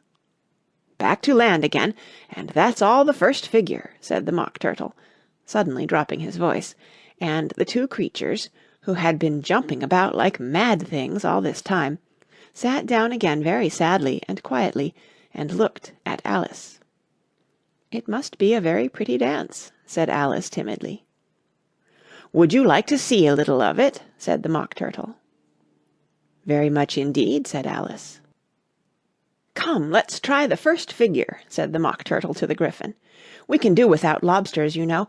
Which shall sing?" "Oh, you sing," said the Gryphon. "I've forgotten the words." So they began solemnly dancing round and round Alice, every now and then treading on her toes when they passed too close, and waving their forepaws to mark the time, while the Mock Turtle sang this, very slowly and sadly. "Will you walk a little faster?" said a whiting to a snail. "There's a porpoise close behind us, and he's treading on my tail. See how eagerly the lobsters and the turtles all advance. They are waiting on the shingle. Will you come and join the dance? Will you, won't you, will you, won't you, will you join the dance? Will you, won't you, won't you join the dance? You can really have no notion how delightful it will be when they take us up and throw us with the lobsters out to sea." But the snail replied, too far, and gave a look askance. Said he thanked the whiting kindly, but he would not join the dance. Would not, could not, would not, could not, would not join the dance. Would not, could not, would not, could not join the dance. "What matters it how far we go?" his scaly friend replied. "There is another shore, you know, upon the other side. The further off from England, the nearer is to France. Then turn not pale, beloved snail, but come and join the dance. Will you, won't you, will you, won't you, will you join the dance? Will you, won't you, will you, won't you join the dance?" "Thank you. It's a very interesting dance to watch," said Alice, feeling very glad that it was over at last. "And I do so like that curious song about the whiting." "Oh, as to the whiting," said the Mock Turtle, "you've seen them, of course." "Yes," said Alice, "I've often seen them at She checked herself hastily. "I don't know where Din may be," said the Mock Turtle, "but if you've seen them so often, of course you know what they're like." "I believe so," Alice replied thoughtfully. "They have their tails in their mouths, and they're all over crumbs." "You're wrong about the crumbs," said the Mock Turtle. "Crumbs would all wash off in the sea, but they have their tails in their mouths, and the reason is—" Here the Mock Turtle yawned and shut his eyes. "Tell her about the reason and all that," he said to the Gryphon. "The reason is," said the Gryphon, "that they would go with the lobsters to the dance, so they got thrown out to sea, so they had to fall a long way, so they got their tails fast in their mouths, so they couldn't get them out again. That's all." "Thank you," said Alice. "It's very interesting. I never knew so much about a whiting before." "I can tell you more than that, if you like," said the Gryphon. "Do you know why it's called a whiting?" "I never thought about it," said Alice. "Why?" "It does the boots and shoes," the Gryphon replied very solemnly. Alice was thoroughly puzzled. "Does the boots and shoes?" she repeated in a wondering tone. "Why, what are your shoes done with?" said the Gryphon. "I mean, what makes them so shiny?" Alice looked down at them, and considered a little before she gave her answer. "They're done with blacking, I believe." "Boots and shoes under the sea," the Gryphon went on in a deep voice, "are done with a whiting. Now you know." "And what are they made of?" Alice asked in a tone of great curiosity. "Soles and eels, of course," the Gryphon replied rather impatiently. "Any shrimp could have told you that." "If I'd been the whiting," said Alice, whose thoughts were still running on the song, "I'd have said to the porpoise, 'Keep back, please. We don't want you with us.'" "They were obliged to have him with them," the Mock Turtle said. "No wise fish would go anywhere without a porpoise." "Wouldn't it really?" said Alice in a tone of great surprise. "Of course not," said the Mock Turtle. "Why, if a fish came to me and told me he was going on a journey, I should say, 'With what porpoise?'" "Don't you mean purpose?" said Alice. "I mean what I say," the Mock Turtle replied in an offended tone. And the Gryphon added, "Come, let's hear some of your adventures." "I could tell you my adventures beginning from this morning," said Alice a little timidly, "but it's no use going back to yesterday, because I was a different person then." "Explain all that," said the Mock Turtle. "No, no, the adventures first," said the Gryphon in an impatient tone. "Explanations take such a dreadful time." So Alice began telling them her adventures from the time when she first saw the White Rabbit. She was a little nervous about it just at first, the two creatures got so close to her, one on each side, and opened their eyes and mouths so very wide, but she gained courage as she went on. Her listeners were perfectly quiet till she got to the part about her repeating, "You are old, Father William," to the caterpillar, and the words all coming different, and then the Mock Turtle drew a long breath and said, "That's very curious." "It's all about as curious as it can be," said the Gryphon. "It all came different," the Mock Turtle repeated thoughtfully. "I should like to hear her try and repeat something now. Tell her to begin." He looked at the Gryphon as if he thought it had some kind of authority over Alice. "Stand up and repeat, ''Tis the voice of the sluggard,'" said the Gryphon.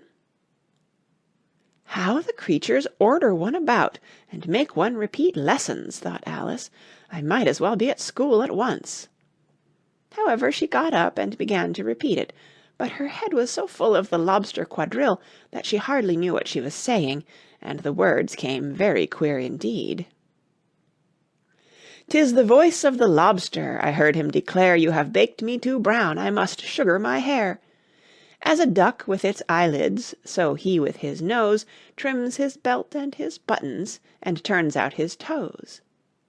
When the sands are all dry, he is gay as a lark, and will talk in contemptuous tones of the shark, but when the tide rises and sharks are around, his voice has a timid and tremulous sound." "That's different from what I used to say when I was a child," said the Gryphon. "Well, I never heard it before," said the Mock Turtle, "but it sounds uncommon nonsense." Alice said nothing. She had sat down with her face in her hands, wondering if anything would ever happen in a natural way again. "I should like to have it explained," said the Mock Turtle. "She can't explain it," said the Gryphon hastily. "Go on with the next verse." "But about his toes," the Mock Turtle persisted. "How could he turn them out with his nose, you know?" "It's the first position in dancing," Alice said, but was dreadfully puzzled by the whole thing, and longed to change the subject. "Go on with the next verse," the Gryphon repeated impatiently. "It begins, 'I passed by his garden.'" Alice did not dare to disobey, though she felt sure it would all come wrong, and she went on in a trembling voice. "I passed by his garden, and marked with one eye how the owl and the panther were sharing a pie. The panther took pie crust and gravy and meat, while the owl had the dish as its share of the treat. When the pie was all finished, the owl, as a boon, was kindly permitted to pocket the spoon, while the panther received knife and fork with a growl, and concluded the banquet—" "What is the use of repeating all that stuff?" the Mock Turtle interrupted, "if you don't explain it as you go on. It's by far the most confusing thing I ever heard." "Yes, I think you'd better leave off," said the Gryphon, and Alice was only too glad to do so. "Shall we try another figure of the lobster quadrille?" the Gryphon went on, "or would you like the Mock Turtle to sing you a song?" "Oh, a song, please, if the Mock Turtle would be so kind," Alice replied, so eagerly that the Gryphon said, in a rather offended tone, no accounting for tastes. Sing her Turtle Soup, will you, old fellow?" The Mock Turtle sighed deeply, and began, in a voice sometimes choked with sobs, to sing this: "Beautiful soup, so rich and green, waiting in a hot tureen. Who for such dainties would not stoop? Soup of the evening, beautiful soup. Soup of the evening, beautiful soup. Beautiful soup, beautiful soup. Soup of the evening, beautiful, beautiful soup." Beautiful soup! Who cares for fish, game, or any other dish? Who would not give all else for 2 pennyworth only of beautiful soup? Pennyworth only of beautiful soup. Beautiful soup, beautiful soup. Soup of the evening, beautiful, beautiful soup. "Chorus again!" cried the Gryphon, and the Mock Turtle had just begun to repeat it, when a cry of "The trial's beginning!" was heard in the distance. "Come on!" cried the Gryphon, and, taking Alice by the hand, it hurried off, without waiting for the end of the song. "What trial is it?" Alice panted as she ran, but the Gryphon only answered, "Come on!"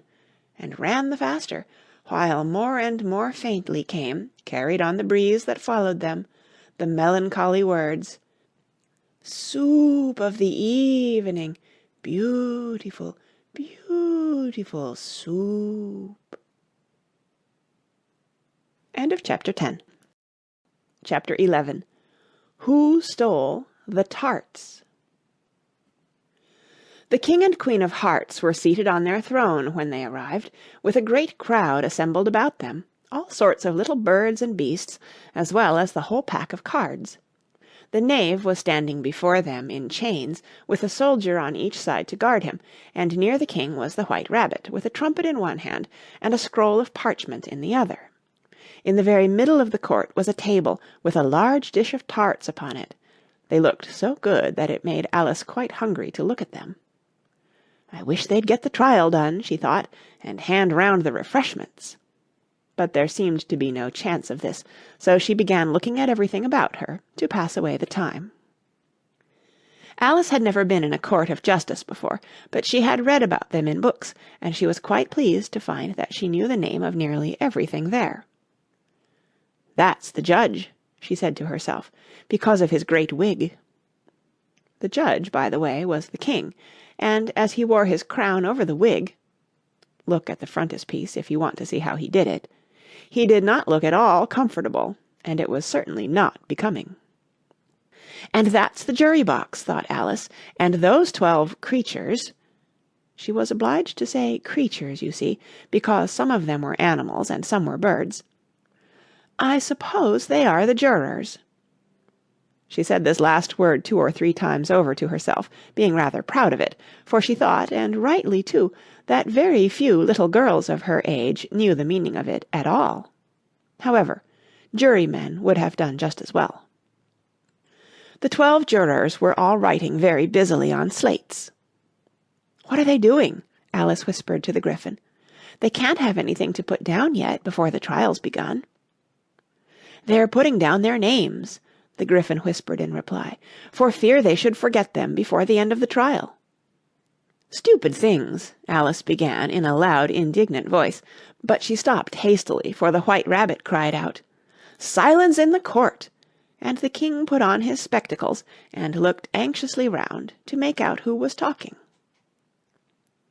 Alice could see, as well as if she were looking over their shoulders, that all the jurors were writing down "stupid things" on their slates, and she could even make out that one of them didn't know how to spell stupid, and that he had to ask his neighbour to tell him.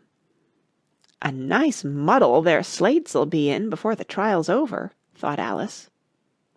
One of the jurors had a pencil that squeaked. This, of course, Alice could not stand, and she went round the court and got behind him, and very soon found an opportunity of taking it away. She did it so quickly that the poor little juror—it was Bill, the lizard— could not make out at all what had become of it, so, after hunting all about for it, he was obliged to write with one finger for the rest of the day, and this was of very little use, as it left no mark on the slate. "Herald, read the accusation," said the king.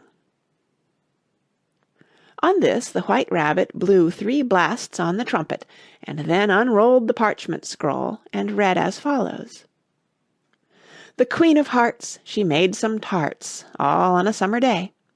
The Knave of Hearts, he stole those tarts, and took them quite away." "Consider your verdict," the king said to the jury. "Not yet, not yet," the Rabbit hastily interrupted. "There's a great deal to come before that." "Call the first witness," said the king, and the White Rabbit blew 3 blasts on the trumpet, and called out, "First witness." The first witness was the Hatter. He came in with a teacup in one hand, and a piece of bread and butter in the other. "I beg pardon, your Majesty," he began, "for bringing these in, but I hadn't quite finished my tea when I was sent for." "You ought to have finished," said the king. "When did you begin?" The Hatter looked at the March Hare, who had followed him into the court, arm in arm with the Dormouse. 14th of March, I think it was," he said. 15th, said the March Hare. 16th, added the Dormouse. "Write that down," the king said to the jury, and the jury eagerly wrote down all 3 dates on their slates, and then added them up, and reduced the answer to shillings and pence. "Take off your hat," the king said to the Hatter. "It isn't mine," said the Hatter. "Stolen!" the king exclaimed, turning to the jury, who instantly made a memorandum of the fact. "I keep them to sell," the Hatter added as an explanation. "I've none of my own. I'm a hatter." Here the Queen put on her spectacles and began staring at the Hatter, who turned pale and fidgeted. "Give your evidence," said the king, "and don't be nervous, or I'll have you executed on the spot." This did not seem to encourage the witness at all. He kept shifting from one foot to the other, looking uneasily at the queen, and in his confusion he bit a large piece out of his teacup instead of the bread and butter. Just at this moment Alice felt a very curious sensation, which puzzled her a good deal until she made out what it was. She was beginning to grow larger again, and she thought at first she would get up and leave the court, but on second thoughts she decided to remain where she was as long as there was room for her. "I wish you wouldn't squeeze so," said the Dormouse, who was sitting next to her. "I can hardly breathe." "I can't help it," said Alice very meekly. "I'm growing." "You've no right to grow here," said the Dormouse. "Don't talk nonsense," said Alice more boldly. "You know you're growing too." "Yes, but I grow at a reasonable pace," said the Dormouse, "not in that ridiculous fashion." And he got up very sulkily and crossed over to the other side of the court. All this time the queen had never left off staring at the Hatter, and, just as the Dormouse crossed the court, she said to one of the officers of the court, "Bring me the list of the singers in the last concert," on which the wretched Hatter trembled so that he shook both his shoes off. "Give your evidence," the king repeated angrily, "or I'll have you executed, whether you're nervous or not."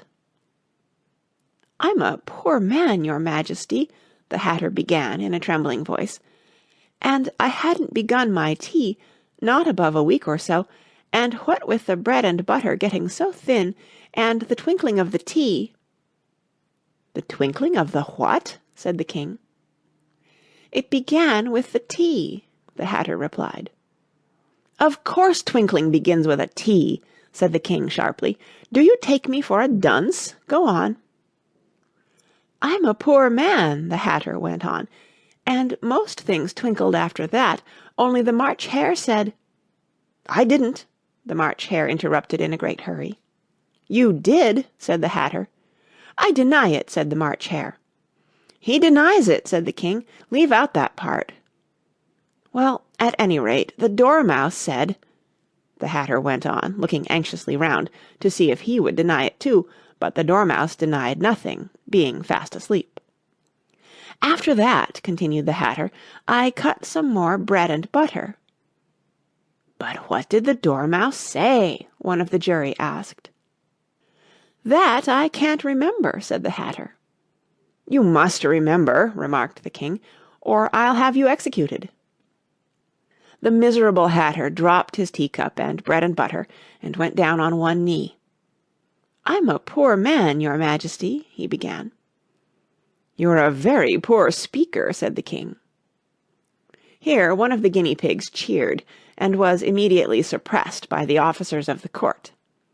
As that is rather a hard word, I will just explain to you how it was done. They had a large canvas bag, which tied up at the mouth with strings. Into this they slipped the guinea pig, head first, and then sat upon it. "I'm glad I've seen that done," thought Alice. "I've so often read in the newspapers, at the end of trials, there was some attempts at applause, which was immediately suppressed by the officers of the court, and I never understood what it meant till now." "If that's all you know about it, you may stand down," continued the king. "I can't go no lower," said the Hatter. "I'm on the floor as it is."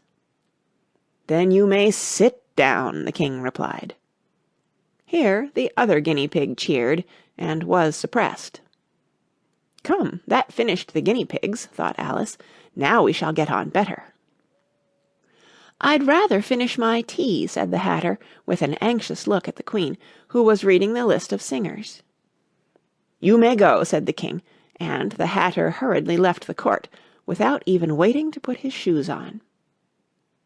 "And just take his head off outside," the queen added to one of the officers, but the Hatter was out of sight before the officer could get to the door. "Call the next witness," said the king. The next witness was the Duchess's cook. She carried the pepper box in her hand, and Alice guessed who it was, even before she got into the court, by the way the people near the door began sneezing all at once. "Give your evidence," said the king. "Shan't," said the cook. The king looked anxiously at the White Rabbit, who said in a low voice, "Your Majesty must cross-examine this witness." "Well, if I must, I must," the king said, with a melancholy air, and, after folding his arms and frowning at the cook till his eyes were nearly out of sight, he said in a deep voice, "What are tarts made of?" "Pepper, mostly," said the cook. "Treacle," said a sleepy voice behind her. "Collar that dormouse!" the queen shrieked out. "Behead that dormouse! Turn that dormouse out of court! Suppress him! Pinch him! Off with his whiskers!" For some minutes the whole court was in confusion, getting the dormouse turned out, and by the time they had settled down again the cook had disappeared. "Never mind," said the king, with an air of great relief. "Call the next witness." And he added in an undertone to the queen, "Really, my dear, you must cross-examine the next witness. It quite makes my forehead ache." Alice watched the White Rabbit as he fumbled over the list, feeling very curious to see what the next witness would be like. "For they haven't got much evidence yet," she said to herself. Imagine her surprise when the White Rabbit read out at the top of his shrill little voice the name Alice. End of chapter 11. Chapter 12. Alice's Evidence. "Here!" cried Alice, quite forgetting in the flurry of the moment how large she had grown in the last few minutes, and she jumped up in such a hurry that she tipped over the jury box with the edge of her skirt, upsetting all the jurymen on to the heads of the crowd below, and there they lay sprawling about, reminding her very much of a globe of goldfish she had accidentally upset the week before. "Oh, I beg your pardon!" she exclaimed in a tone of great dismay, and began picking them up again as quickly as she could, for the accident of the goldfish kept running in her head, and she had a vague sort of idea that they must be collected at once and put back into the jury box, or they would die. "The trial cannot proceed," said the king in a very grave voice, "until all the jurymen are back in their proper places. All," he repeated with great emphasis, looking hard at Alice as he said so. Alice looked at the jury box and saw that, in her haste, she had put the lizard in head downwards, and the poor little thing was waving its tail about in a melancholy way, being quite unable to move. She soon got it out again and put it right. "Not that it signifies much," she said to herself. "I should think it would be quite as much use in the trial one way up as the other." As soon as the jury had a little recovered from the shock of being upset, and their slates and pencils had been found and handed back to them, they set to work very diligently to write out a history of the accident, all except the lizard, who seemed too much overcome to do anything but sit with its mouth open, gazing up into the roof of the court. "What do you know about this business?" the king said to Alice. "Nothing," said Alice. "Nothing whatever?" persisted the king. "Nothing whatever," said Alice. "That's very important," the king said, turning to the jury. They were just beginning to write this down on their slates, when the White Rabbit interrupted. "Unimportant, your Majesty means, of course," he said in a very respectful tone, but frowning and making faces at him as he spoke. "Unimportant, of course I meant," the king hastily said, and went on to himself in an undertone. "Important, unimportant, unimportant, important," as if he were trying which word sounded best. Some of the jury wrote it down important and some unimportant. Alice could see this, as she was near enough to look over their slates. "But it doesn't matter a bit," she thought to herself. At this moment the king, who had been for some time busily writing in his notebook, cackled out, "Silence!" and read out from his book, "Rule 42. All persons more than a mile high to leave the court." Everybody looked at Alice. "I'm not a mile high," said Alice. "You are," said the king. "Nearly 2 miles high," added the queen. "Well, I shan't go, at any rate," said Alice. "Besides, that's not a regular rule. You invented it just now." "It's the oldest rule in the book," said the king. "Then it ought to be number 1, said Alice. The king turned pale and shut his notebook hastily. "Consider your verdict," he said to the jury in a low, trembling voice. "There's more evidence to come yet, please your majesty," said the White Rabbit, jumping up in a great hurry. "This paper has just been picked up." "What's in it?" said the queen. "I haven't opened it yet," said the White Rabbit, "but it seems to be a letter written by the prisoner to somebody." "It must have been that," said the king, "unless it was written to nobody, which isn't usual, you know." "Who is it directed to?" said one of the jurymen. "It isn't directed at all," said the White Rabbit. "In fact, there's nothing written on the outside." He unfolded the paper as he spoke, and added, "It isn't a letter, after all. It's a set of verses." "Are they in the prisoner's handwriting?" asked another of the jurymen. "No, they're not," said the White Rabbit, "and that's the queerest thing about it." The jury all looked puzzled. "He must have imitated somebody else's hand," said the king. The jury all brightened up again. "Please, your majesty," said the knave, "I didn't write it, and they can't prove I did. There's no name signed at the end." "If you didn't sign it," said the king, "that only makes the matter worse. You must have meant some mischief, or else you'd have signed your name like an honest man." There was a general clapping of hands at this. It was the first really clever thing the king had said that day. "That proves his guilt," said the queen. "It proves nothing of the sort," said Alice.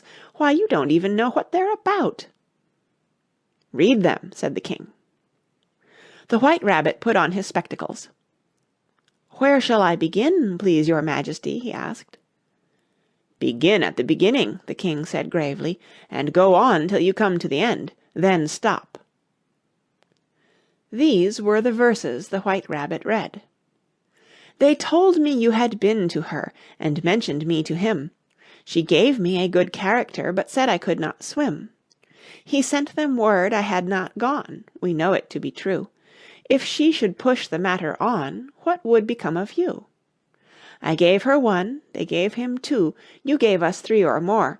They all returned from him to you, though they were mine before. If I or she should chance to be involved in this affair, he trusts to you to set them free exactly as we were. My notion was that you had been, before she had this fit, an obstacle that came between him and ourselves and it. Don't let him know she liked them best, for this must ever be a secret kept from all the rest, between yourself and me." "That's the most important piece of evidence we've heard yet," said the king, rubbing his hands.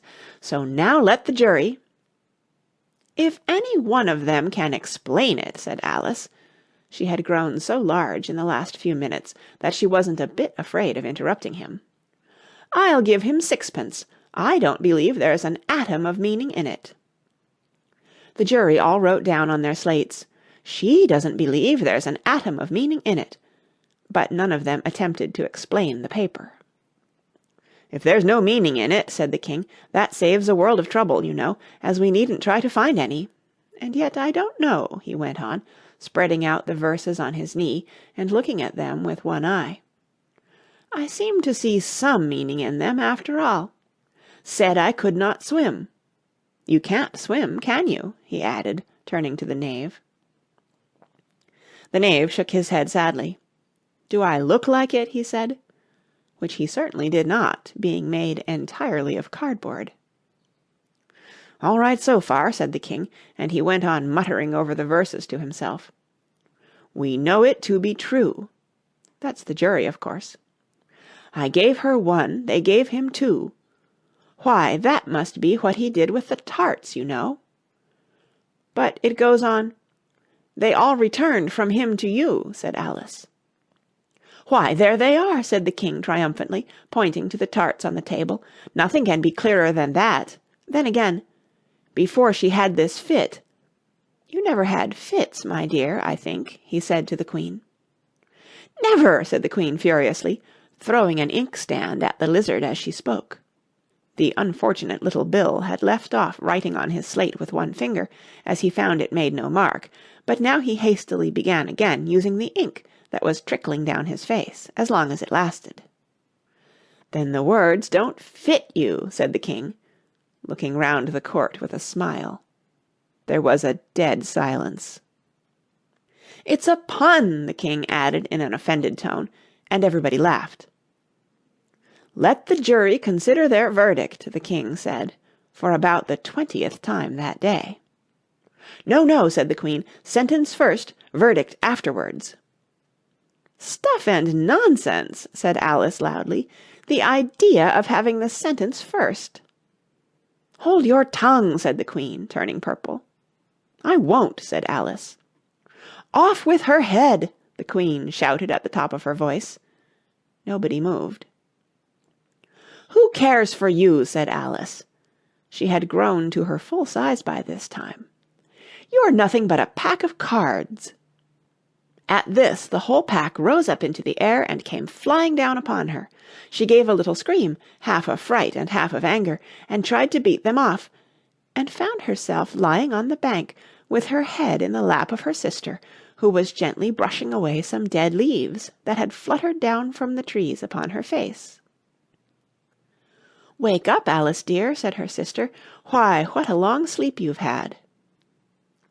"Oh, I've had such a curious dream," said Alice, and she told her sister, as well as she could remember them, all these strange adventures of hers that you have just been reading about, and when she had finished, her sister kissed her and said, "It was a curious dream, dear, certainly, but now run in to your tea. It's getting late." So Alice got up and ran off, thinking while she ran, as well she might, what a wonderful dream it had been. But her sister sat still just as she left her, leaning her head on her hand, watching the setting sun and thinking of little Alice and all her wonderful adventures, till she too began dreaming after a fashion, and this was her dream. First she dreamed of little Alice herself, and once again the tiny hands were clasped upon her knee, and the bright, eager eyes were looking up into hers. She could hear the very tones of her voice, and see that queer little toss of her head to keep back the wandering hair that would always get into her eyes, and still as she listened, or seemed to listen, the whole place around her became alive with the strange creatures of her little sister's dream. The long grass rustled at her feet as the white rabbit hurried by. The frightened mouse splashed his way through the neighbouring pool. She could hear the rattle of the teacups as the March Hare and his friends shared their never-ending meal, and the shrill voice of the queen ordering off her unfortunate guests to execution. Once more the pig baby was sneezing on the Duchess's knee, while plates and dishes crashed around it. Once more the shriek of the griffin, the squeaking of the lizard's slate pencil, and the choking of the suppressed guinea pigs filled the air, mixed up with the distant sobs of the miserable mock turtle. So she sat on with closed eyes, and half believed herself in Wonderland, though she knew she had but to open them again, and all would change to dull reality. The grass would be only rustling in the wind, and the pool rippling to the waving of the reeds. The rattling teacups would change to tinkling sheep bells, and the queen's shrill cries to the voice of the shepherd boy, and the sneeze of the baby, the shriek of the griffin, and all the other queer noises would change, she knew, to the confused clamour of the busy farmyard, while the lowing of the cattle in the distance would take the place of the mock turtle's heavy sobs. Lastly, she pictured to herself how this same little sister of hers would, in the aftertime, be herself a grown woman, and how she would keep, through all her riper years, the simple and loving heart of her childhood, and how she would gather about her other little children, and make their eyes bright and eager with many a strange tale, perhaps even with the dream of Wonderland of long ago, and how she would feel with all their simple sorrows, and find a pleasure in all their simple joys, remembering her own child life and the happy summer days. The end. That's the end of Alice's Adventures in Wonderland by Lewis Carroll. Read by Kara Schallenberg, www.kray.org,